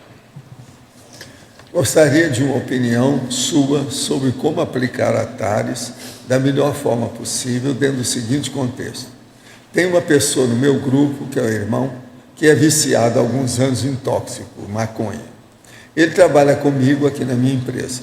Vejo o quanto isso está prejudicando a ele e o rendimento do trabalho. Ele fez CIP, porém não concluiu. Parece que o afastaram. Ele diz que tenta superar e parar, porém vive descobrindo as recaídas. Como posso eu, sendo irmão, ajudá-lo da melhor forma? Sou a favor da impacto-terapia, porém, às vezes, tem receio de ser muito radical. No caso aí, só tem uma saída, é internar o seu irmão. Eu não vejo outro jeito, não. Se quer melhorar. Agora, ó, às vezes é melhor internar agora, mesmo que crie uma crise, do que deixar para ter uma crise trágica daqui a um ano, por exemplo. Nunca se sabe. O negócio é pegar enquanto é possível. E uma internação no hospital adequado para uma coisa dessa não faz mal para ninguém, só pode ajudar a pessoa. Qual o problema? Ajude ele, fala que você paga a internação. É uma saída. Valdo lá em cima, faz tempo que ele quer falar. Adriana, queria que você fizesse um paralelo entre a ignorância ignorada e o apriorismo com que a gente tende a tratar assuntos complexos. Tá? Vou te dar um exemplo, pessoal meu, de ignorância ignorada.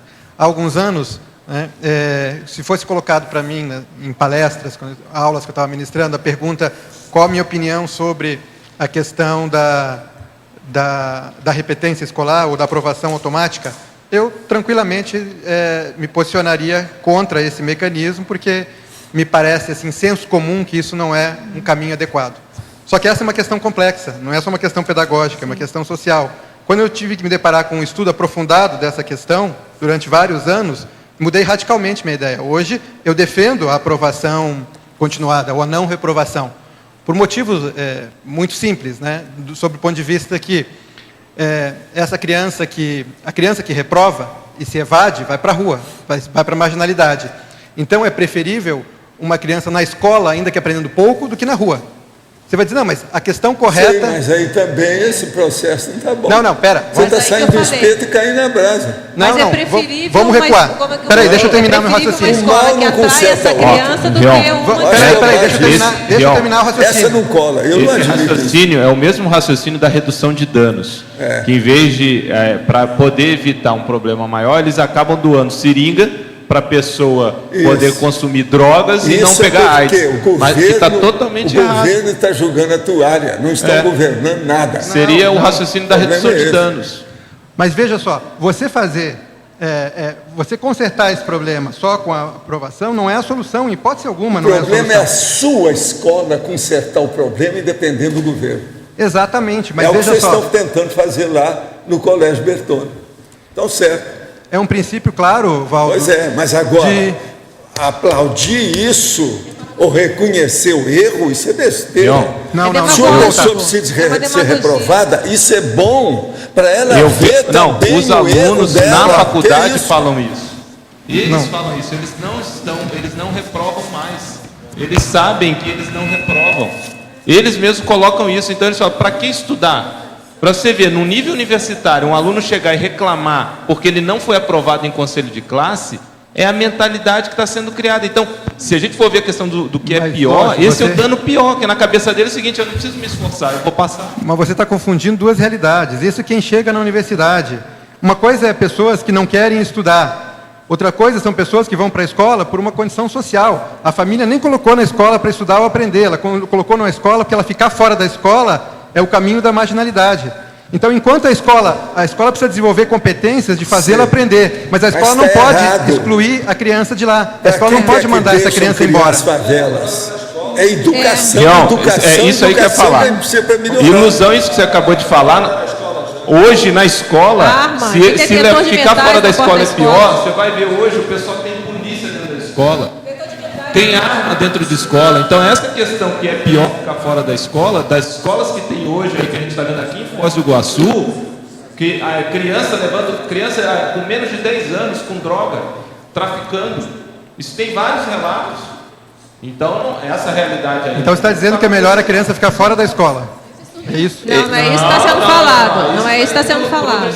Tem aqui arrebanhar essas crianças e colocar tudo estudando de algum modo. Já existe esquecer o resto. Isso que é o mais importante. Educação. Já existe mas escola. Bobagem. Isso não vai consertar nunca. Enquanto não tiver aula, enquanto não tiver estudo, enquanto não tiver educação. Não tem conserta. Escola e tem professor. Agora, é pouco professor para ensinar. Aí, o povo elege um cara praticamente analfabeto. O jeito foi o Lula, durante 8 anos. O cara falou que nem lia porque dava azia nele. O que vocês querem?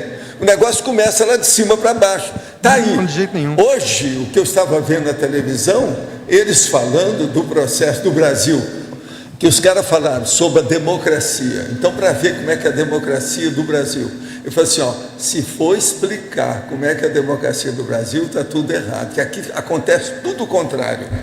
Só ele faltou de dizer que era o jeitinho político. Ele não chegou a fazer a síntese, mas a síntese é o jeitinho do político do Brasil.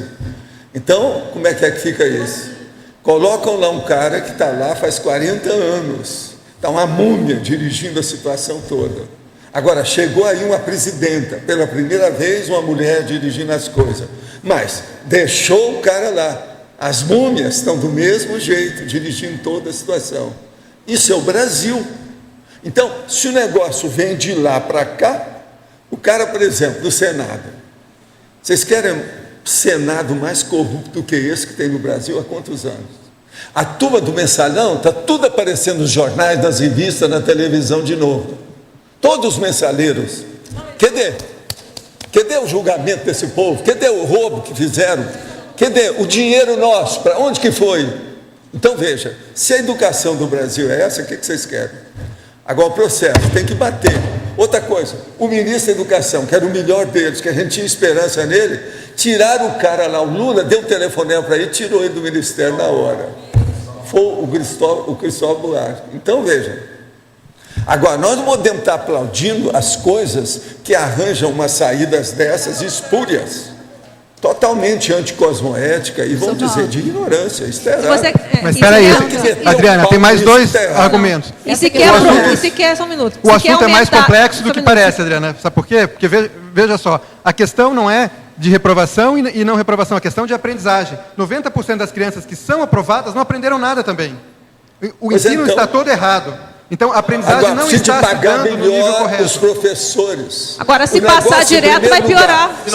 Não é a reprovação ou a não reprovação que vai consertar isso, gente. Se 90% dos aprovados não aprenderam nada, por isso, então, vamos deixar aprovar tudo mesmo? Então fica 100 agora, 100%. Tem que ser feito uma coisa, não quer dizer que ninguém está defendendo que a reprovação vai ser a solução de tudo. Então, mas ela é um item, quer dizer, o foco é o aprendizado e não a reprovação. Nós temos que fazer as crianças aprenderem e não ficar preocupado se elas estão sendo reprovadas ou não. A reprovação é uma consequência, faz parte até de uma estratégia assim, ela saber que se ela não se esforçar... Mas na economia, está errado. Na economia de Males está errado. Vocês querem a solução que tem isso? Acabe com a indústria da educação. Mas é exatamente isso que eu queria falar, professor Valdo. Essa história acaba com a indústria da educação. Tem que começar primeiro com os donos das escolas, o governo...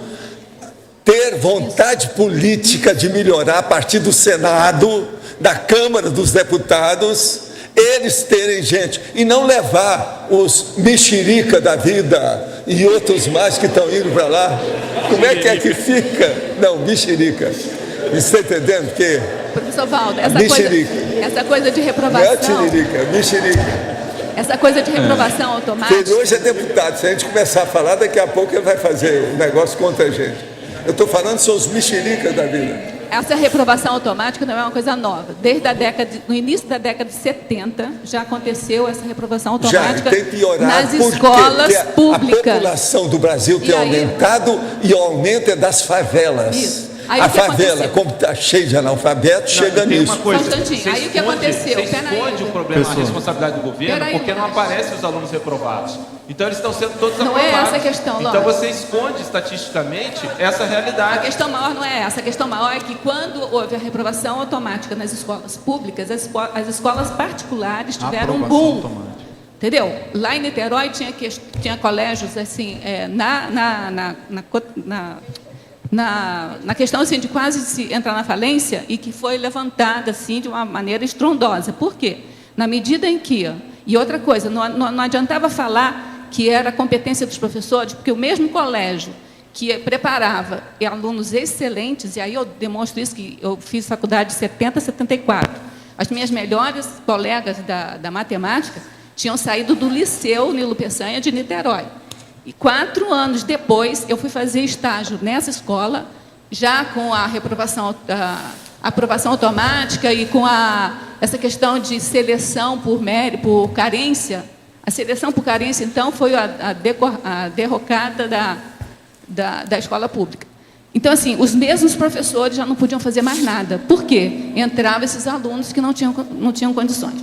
E eu tive experiência na alfabetização, quando eu já estava professora da universidade, fazendo extensão, né, com ensino da matemática.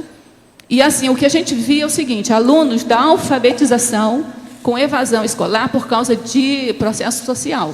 Eles não iam à escola. Então, não adiantava reprovação ou não reprovação. O problema era fazer aquelas crianças entenderem.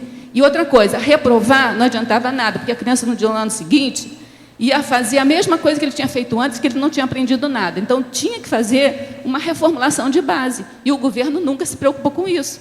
Então, assim, outra coisa também, não pode confundir reprovação automática da escola pública com aprovação automática da escola pública com o que está acontecendo nas universidades particulares, que são os alunos que estão mandando. Então, não podem ser reprovados, porque senão o professor vai embora. São questões completamente diferentes. Agora, fatos. Então, agora, vou falar outros 3 fatos que eu já vi gente que, nesses tempos que eu tenho passado aqui em Foz, que vieram chorar para mim. Valdo, eu sou obrigado a passar os alunos, porque da diretoria, eles vieram falar, se eu não passar, quem vai para a rua sou eu é que vou ser reprovado. Pois é, mas isso é aí eu acho isso uma das piores coisas da indústria da educação no Brasil. Mas está misturando duas coisas. Quer dizer, ou você passa ou você cai fora. Porque hoje em dia... Então, a Rosa está falando é outra coisa, não tem nada a ver com isso. O professor é reprovado. Hoje em dia, as escolas particulares não fazem reprovação automática. Aquilo que você fala aqui, né? 50% aprovação. se a turma foi mal, a culpa é do professor. Hoje já não dá mais. Não pode nem falar não isso. Não pode mais esse princípio. Se você falar, isso põe na rua. Porque eu já tiro tudo sendo analfabeto.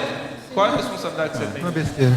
Pessoal, aqui no ar, só para contribuir aí aqui eu já dei aula em 2 universidades aqui em Foz, não passei por isso, né? Não vou citar nomes aqui, mas não passei por isso. Então não são todas que fazem isso, mas a gente sabe pelos colegas que algumas realmente fazem pressão para poder passar.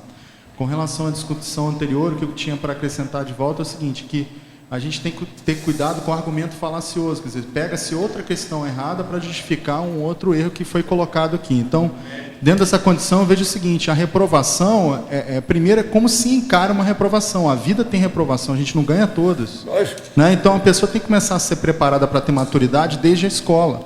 Então, a questão é como que se trata o aluno que foi reprovado. Na reportagem que eu vi hoje, justamente, a pessoa lá que era diretora da escola falou assim, isso não é um problema para a gente, porque nós damos atenção, damos o acompanhamento ao aluno que não consegue passar. Quer dizer, eles entendem que aquilo é uma dificuldade, mas que a pessoa pode superar e a escola deve dar o suporte para que ela consiga superar aquilo, que é a questão do aprendizado. Então, eu vejo que realmente usar outros problemas como justificativa para não reprovar não me parece uma argumentação lógica. A outra questão que eu queria acrescentar também é a questão do país como um todo, né? A gente está virando o país dos concursos, das esmolas institucionalizadas, né? Agora a gente quer aumentar, o país está entrando numa situação em que, vamos dizer assim, os cidadãos vão ser apadrinhados de todas as formas. Então, me parece um movimento que visa colocar o país numa condição onde o Estado vira superprotetor totalmente e a massa humana fica cada vez mais impensante. E na questão do ensino, a gente observa que acertadamente até está se investindo na escola técnica, mas lamentavelmente em detrimento da pesquisa, né, da geração de conhecimento que possa gerar aí, enfim, novas descobertas positivas. Então isso eu acho que é preocupante o rumo que o Brasil está tomando na educação como um todo. Então eu vejo que essa condição é uma política dentro de todo um movimento que está sendo feito que, para mim, visa para contribuir para um aumento da ignorância da população. Queria só voltar na pergunta, que a Adriana não respondeu a pergunta que eu fiz ainda. Né? A pergunta foi o paralelo da... Eu não queria polemizar com o assunto. O que eu quero fazer... Só para deixar claro, então, eu não sou a favor da aprovação automática. Eu só sou contra o fato de que eu não acho que a reprovação é a solução para a falta de aprendizagem. São 2 coisas diferentes. Mas não vamos polemizar mais. A minha pergunta foi a seguinte... Qual o paralelo que você faz entre a ignorância ignorada e o apriorismo com que a gente tende a tratar assuntos complexos num debate ou numa conversa? Existe um conceito que nós falamos que é o apriorismo técnico. Então, isso é uma técnica, é diferente. Vamos supor, se eu vou entrar numa negociação, se eu vim para cá hoje, eu estudei antes de vir para cá. Eu estudei cada item que estava aqui. Eu vim com uma ideia... Eu pensei sobre tudo aqui para vir para cá. Então, isso é o apriorismo técnico. Você vai dar uma aula, você já está estudado, você está entrando com alguns conceitos e alguns argumentos. Isso é uma coisa diferente da pessoa que ela é apriorista e ela analisa, às vezes, pequeno as coisas. Ela tem uma monovisão da situação. Então, por exemplo, nas questões, ainda mais nós que somos da Conscienciologia, a gente tem que lembrar que toda análise que a gente faz, ela já aumenta, porque a gente tem que colocar a multidimensionalidade na questão. Então, às vezes, a gente não pode ir também no bico de muitas argumentações que são só intrafísicas. A gente tem que pensar qual é o efeito daquilo, por exemplo, seja o caso de educação, aqui não é a questão, né? Acabou indo para outro debate, mas vamos pensar em função de uma consciência. Não vamos pensar só nela, nessa dimensão. Para ela evoluir sempre, o que ela precisa? Ela precisa de conhecimento. Então, ela precisa que seja dado esse conhecimento para ela. Então, toda avaliação, ela é mais ampla. Então, a ignorância ignorada é na hora que a pessoa ela já entra, mas ela entra com um apriorismo fixado. Ela não abre, ela não ouve. Agora, quando você entra num debate, o que é esse apriorismo técnico? Você tem seus argumentos, você tem o que você já pensou, você tem o seu background intelectual, você tem as suas experiências, tudo isso você não joga fora. Você está entrando para uma discussão com tudo isso que você conhece. Mas não quer dizer, o que é a ignorância ignorada? É quando a pessoa ela tem esse conhecimento, esse acervo dela como total. Ela não está aberta a um argumento novo que surja, entendeu? Então, a ignorância ignorada que eu vejo é isso. Mas o apriorismo técnico é um fato. Todos nós temos uma bagagem que ela não é de jogar fora. A gente não pode jogar fora tudo que a gente sabe. Mas está aberto às mudanças que ocorram em função dos novos fatos e dos novos parafatos, como já foi colocado aqui. Okay. Então, não sei se eu respondi. Obrigado. Aqui no B. Mais uma pergunta aqui da Carla. Sim. Ela está pedindo para você falar sobre o desconhecimento das raias do conhecimento pessoal. Isso na primeira página, aí, já vi. Patologia. Já vi. Eu acho que isso aqui é muito relevante. É justamente a ignorância ignorada, é o desconhecimento das raias do conhecimento pessoal. Todo o nosso acervo de conhecimento, ele tem raias. Até, por exemplo, como a gente falou, meu nível na escala evolutiva. Eu ainda não sou desperta, tem raia. Eu não sei, eu tenho limites no meu conhecimento. Se eu sei quais são esses limites, eu vou procurar passá-los, eu vou procurar estendê-los, eu vou aproveitar aumentar esses limites. E na questão da ignorância ignorada, como é patológica, é o quê? Você não sabe nem o seu limite, você já acha que sabe tudo, você nem procura questionar, até aqui eu sei, até aqui eu vou para um especialista que saiba, até aqui eu sei, até aqui eu vou procurar um curso que me cubra, né, que me preencha essa lacuna. Até aqui eu sei, aqui eu não sei, eu vou procurar refletir, eu vou para a internet, eu vou para onde for, ter mais dados para eu poder ter um parecer sobre determinada situação. Então, o patológico aqui, ó, a insciência contra a própria ignorância, o desconhecimento das raias do conhecimento pessoal. Eu não sei o meu limite. Eu acho que eu sei tudo, então eu não sei que até onde eu posso ir, até onde eu tenho experiência, daqui para cá eu não tenho experiência. Eu preciso ainda alcançar e arranjar, às vezes, situações que possam me fornecer essa experiência. Bom, aqui em cima, no B. Eu não quero prolongar o debate sobre educação, que eu acho que já tomou até um pouco demais do tempo que deveria, mas eu queria colocar minha opinião como estudante universitário. Também não faz muito tempo eu saí do ensino médio. Eu já estudei em escola particular e em escola pública. O que eu observo da parte dos alunos não é um problema necessariamente na escola, é um problema social que vem de casa. O aluno, desde criança, ele não tem um estímulo para estar pensando, para estar desenvolvendo inteligência, para estar tentando, refletindo.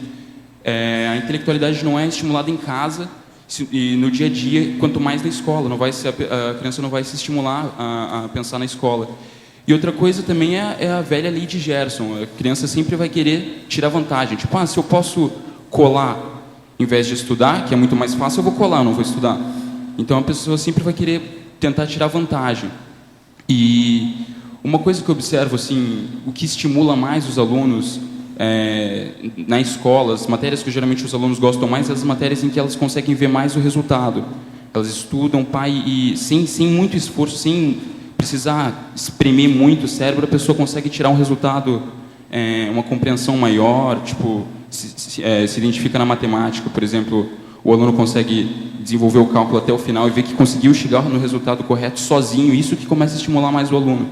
E a parte da obrigação, sempre ser obrigado, muitas vezes, em geral, acaba gerando a reatividade do aluno, que, principalmente no início, na pré-adolescência e na adolescência, isso pode estar com processo de rebeldia, porão consciencial, tudo, gera uma aversão ao estudo, que segue mais à frente até o nível universitário. Tá bom, muito bem pelo seu depoimento. Vamos ver se o governo melhora o salário dos professores para começar, né? Um dia isso vai acontecer. Os nossos comerciais, por favor. Obrigada. As pontuações da tertúlia de hoje foram 73 assinaturas no livro de presença, 26 perguntas presenciais, 24 perguntas respondidas online, 36 votos presenciais, 8 votos online. Hoje temos 3 recados: Will Balanço e curso Amparadores, Igor Pesquisa TENEPS, a mim, curso 40 manobras. Eu queria lembrar para as pessoas da própria IC que colocam para dar o recado, por favor, estejam presentes no momento de dar o recado, porque vem outra pessoa, coloca, e isso inibe a outras pessoas também participar do momento da divulgação. Agora o Fernando vai falar sobre os amigos da enciclopédia. Boa tarde a todos. Ainda sobre o primeiro encontro dos amigos da enciclopédia, que vai ocorrer no dia 8 de março, aqui em Foz do Iguaçu, no Hotel Bourbon, com o jantar de confraternização. Lembrando que dia 20, domingo, é o último dia que nós vamos aguardar para fazer a reserva dos convites. Então, nossa intenção é que todos os amigos da Enciclopédia participem do jantar. O pessoal, principalmente de Foz do Iguaçu, que está mais próximo, tem facilidade aqui. O pessoal de fora também. Então, o pessoal daqui de Foz do Iguaçu pode me procurar a professora Eliane Manfroy, para nós fazermos aí a reserva do convite, entregar o convite. E o pessoal de fora responder o e-mail confirmando a presença, ok? E também está aberto para aqueles que hoje não são amigos, não são associados, que possam participar da festa de confraternização, fazendo a sua reserva também, pagando R$60, e nós vamos depois, então, de domingo, fazer então o levantamento e acertar com vocês para participar também desse evento. Nós conseguimos um salão maior no hotel agora, tem mais um espaço, então é possível atender a todos aí, nós esperamos. Muito obrigado. Boa tarde. Eu gostaria de estar convidando, em nome da Apex e do CAEC, para participarem da Semana da Max ProEx. Nós vamos ter, nos dias 5 a 8 de março, o 9º Balanço Existencial, que vai ocorrer bem no período do Carnaval. Além do Balanço Existencial, que já é um curso que nós já estamos realizando há bastante tempo, com uma participação em média, mais ou menos de 100 pessoas, nós também temos, no dia seguinte, logo após o balanço, na quarta-feira, o curso Amparadores, que vai ocorrer no dia 9/3. Esse curso Amparadores é com o professor Mário Oliveira. Ele ocorre às 15 horas até as 21h30. Ambos os cursos, nós temos aí aproximadamente 20 dias para ocorrer o evento. Quem tiver interesse para participar de qualquer um desses dois cursos e outras atividades também na Semana da Max ProEx, pode estar entrando em contato aqui com a recepção do CAEC, fazer as inscrições aqui diretamente na recepção, ou se quiser algumas outras informações, pode acessar o site da Apex, que é www.apexinternacional.org. Ok? Obrigado, estão todos convidados. Boa tarde a todos. Estamos aqui para divulgar a pesquisa online sobre a TENEPS. Nós continuamos aí divulgando a pesquisa e solicitando aí a contribuição de todos os tenepsistas. É muito fácil participar da pesquisa, ela se encontra, o link na página na internet do CAEC, logo na primeira página, embaixo ao centro, e todas as instruções estão detalhadas, basta que a pessoa leia aquilo com atenção, imprima o formulário, responda no papel, e depois volte ao site para poder imputar os dados. Então, nós passamos 200 contribuições, mas nós entendemos que o número de tenepsistas pode aumentar bastante, principalmente aqui na Cognópolis. Nós entendemos que a contribuição aqui dos tenepsistas de Foz do Iguaçu está ainda aquém das possibilidades viáveis aí dentro da pesquisa. Então, nós viemos aqui mais uma vez pedir essa contribuição. Qualquer dúvida, tem os e-mails que a pessoa pode enviar qualquer mensagem que nós respondemos nas próprias instruções presentes no site sobre a pesquisa. Muito obrigado. Boa tarde. O meu convite é para você que gostaria de diminuir a sua ignorância ignorada no manejo das energias. Venha participar do próximo curso de 40 manobras energéticas aqui em Foz do Iguaçu, na próxima Páscoa, dias 21, 22, 23 e 24 de abril. Esse é um curso sem nenhum tipo de pré-requisito, ministrado pelo professor EPICOM Mário Oliveira. Maiores informações na recepção do CAEC. Obrigada. O verbete eleito para amanhã é Empatia Traforista, especialidade em holocarmologia, autora Roseli Oliveira. Obrigada e boa tarde a todos.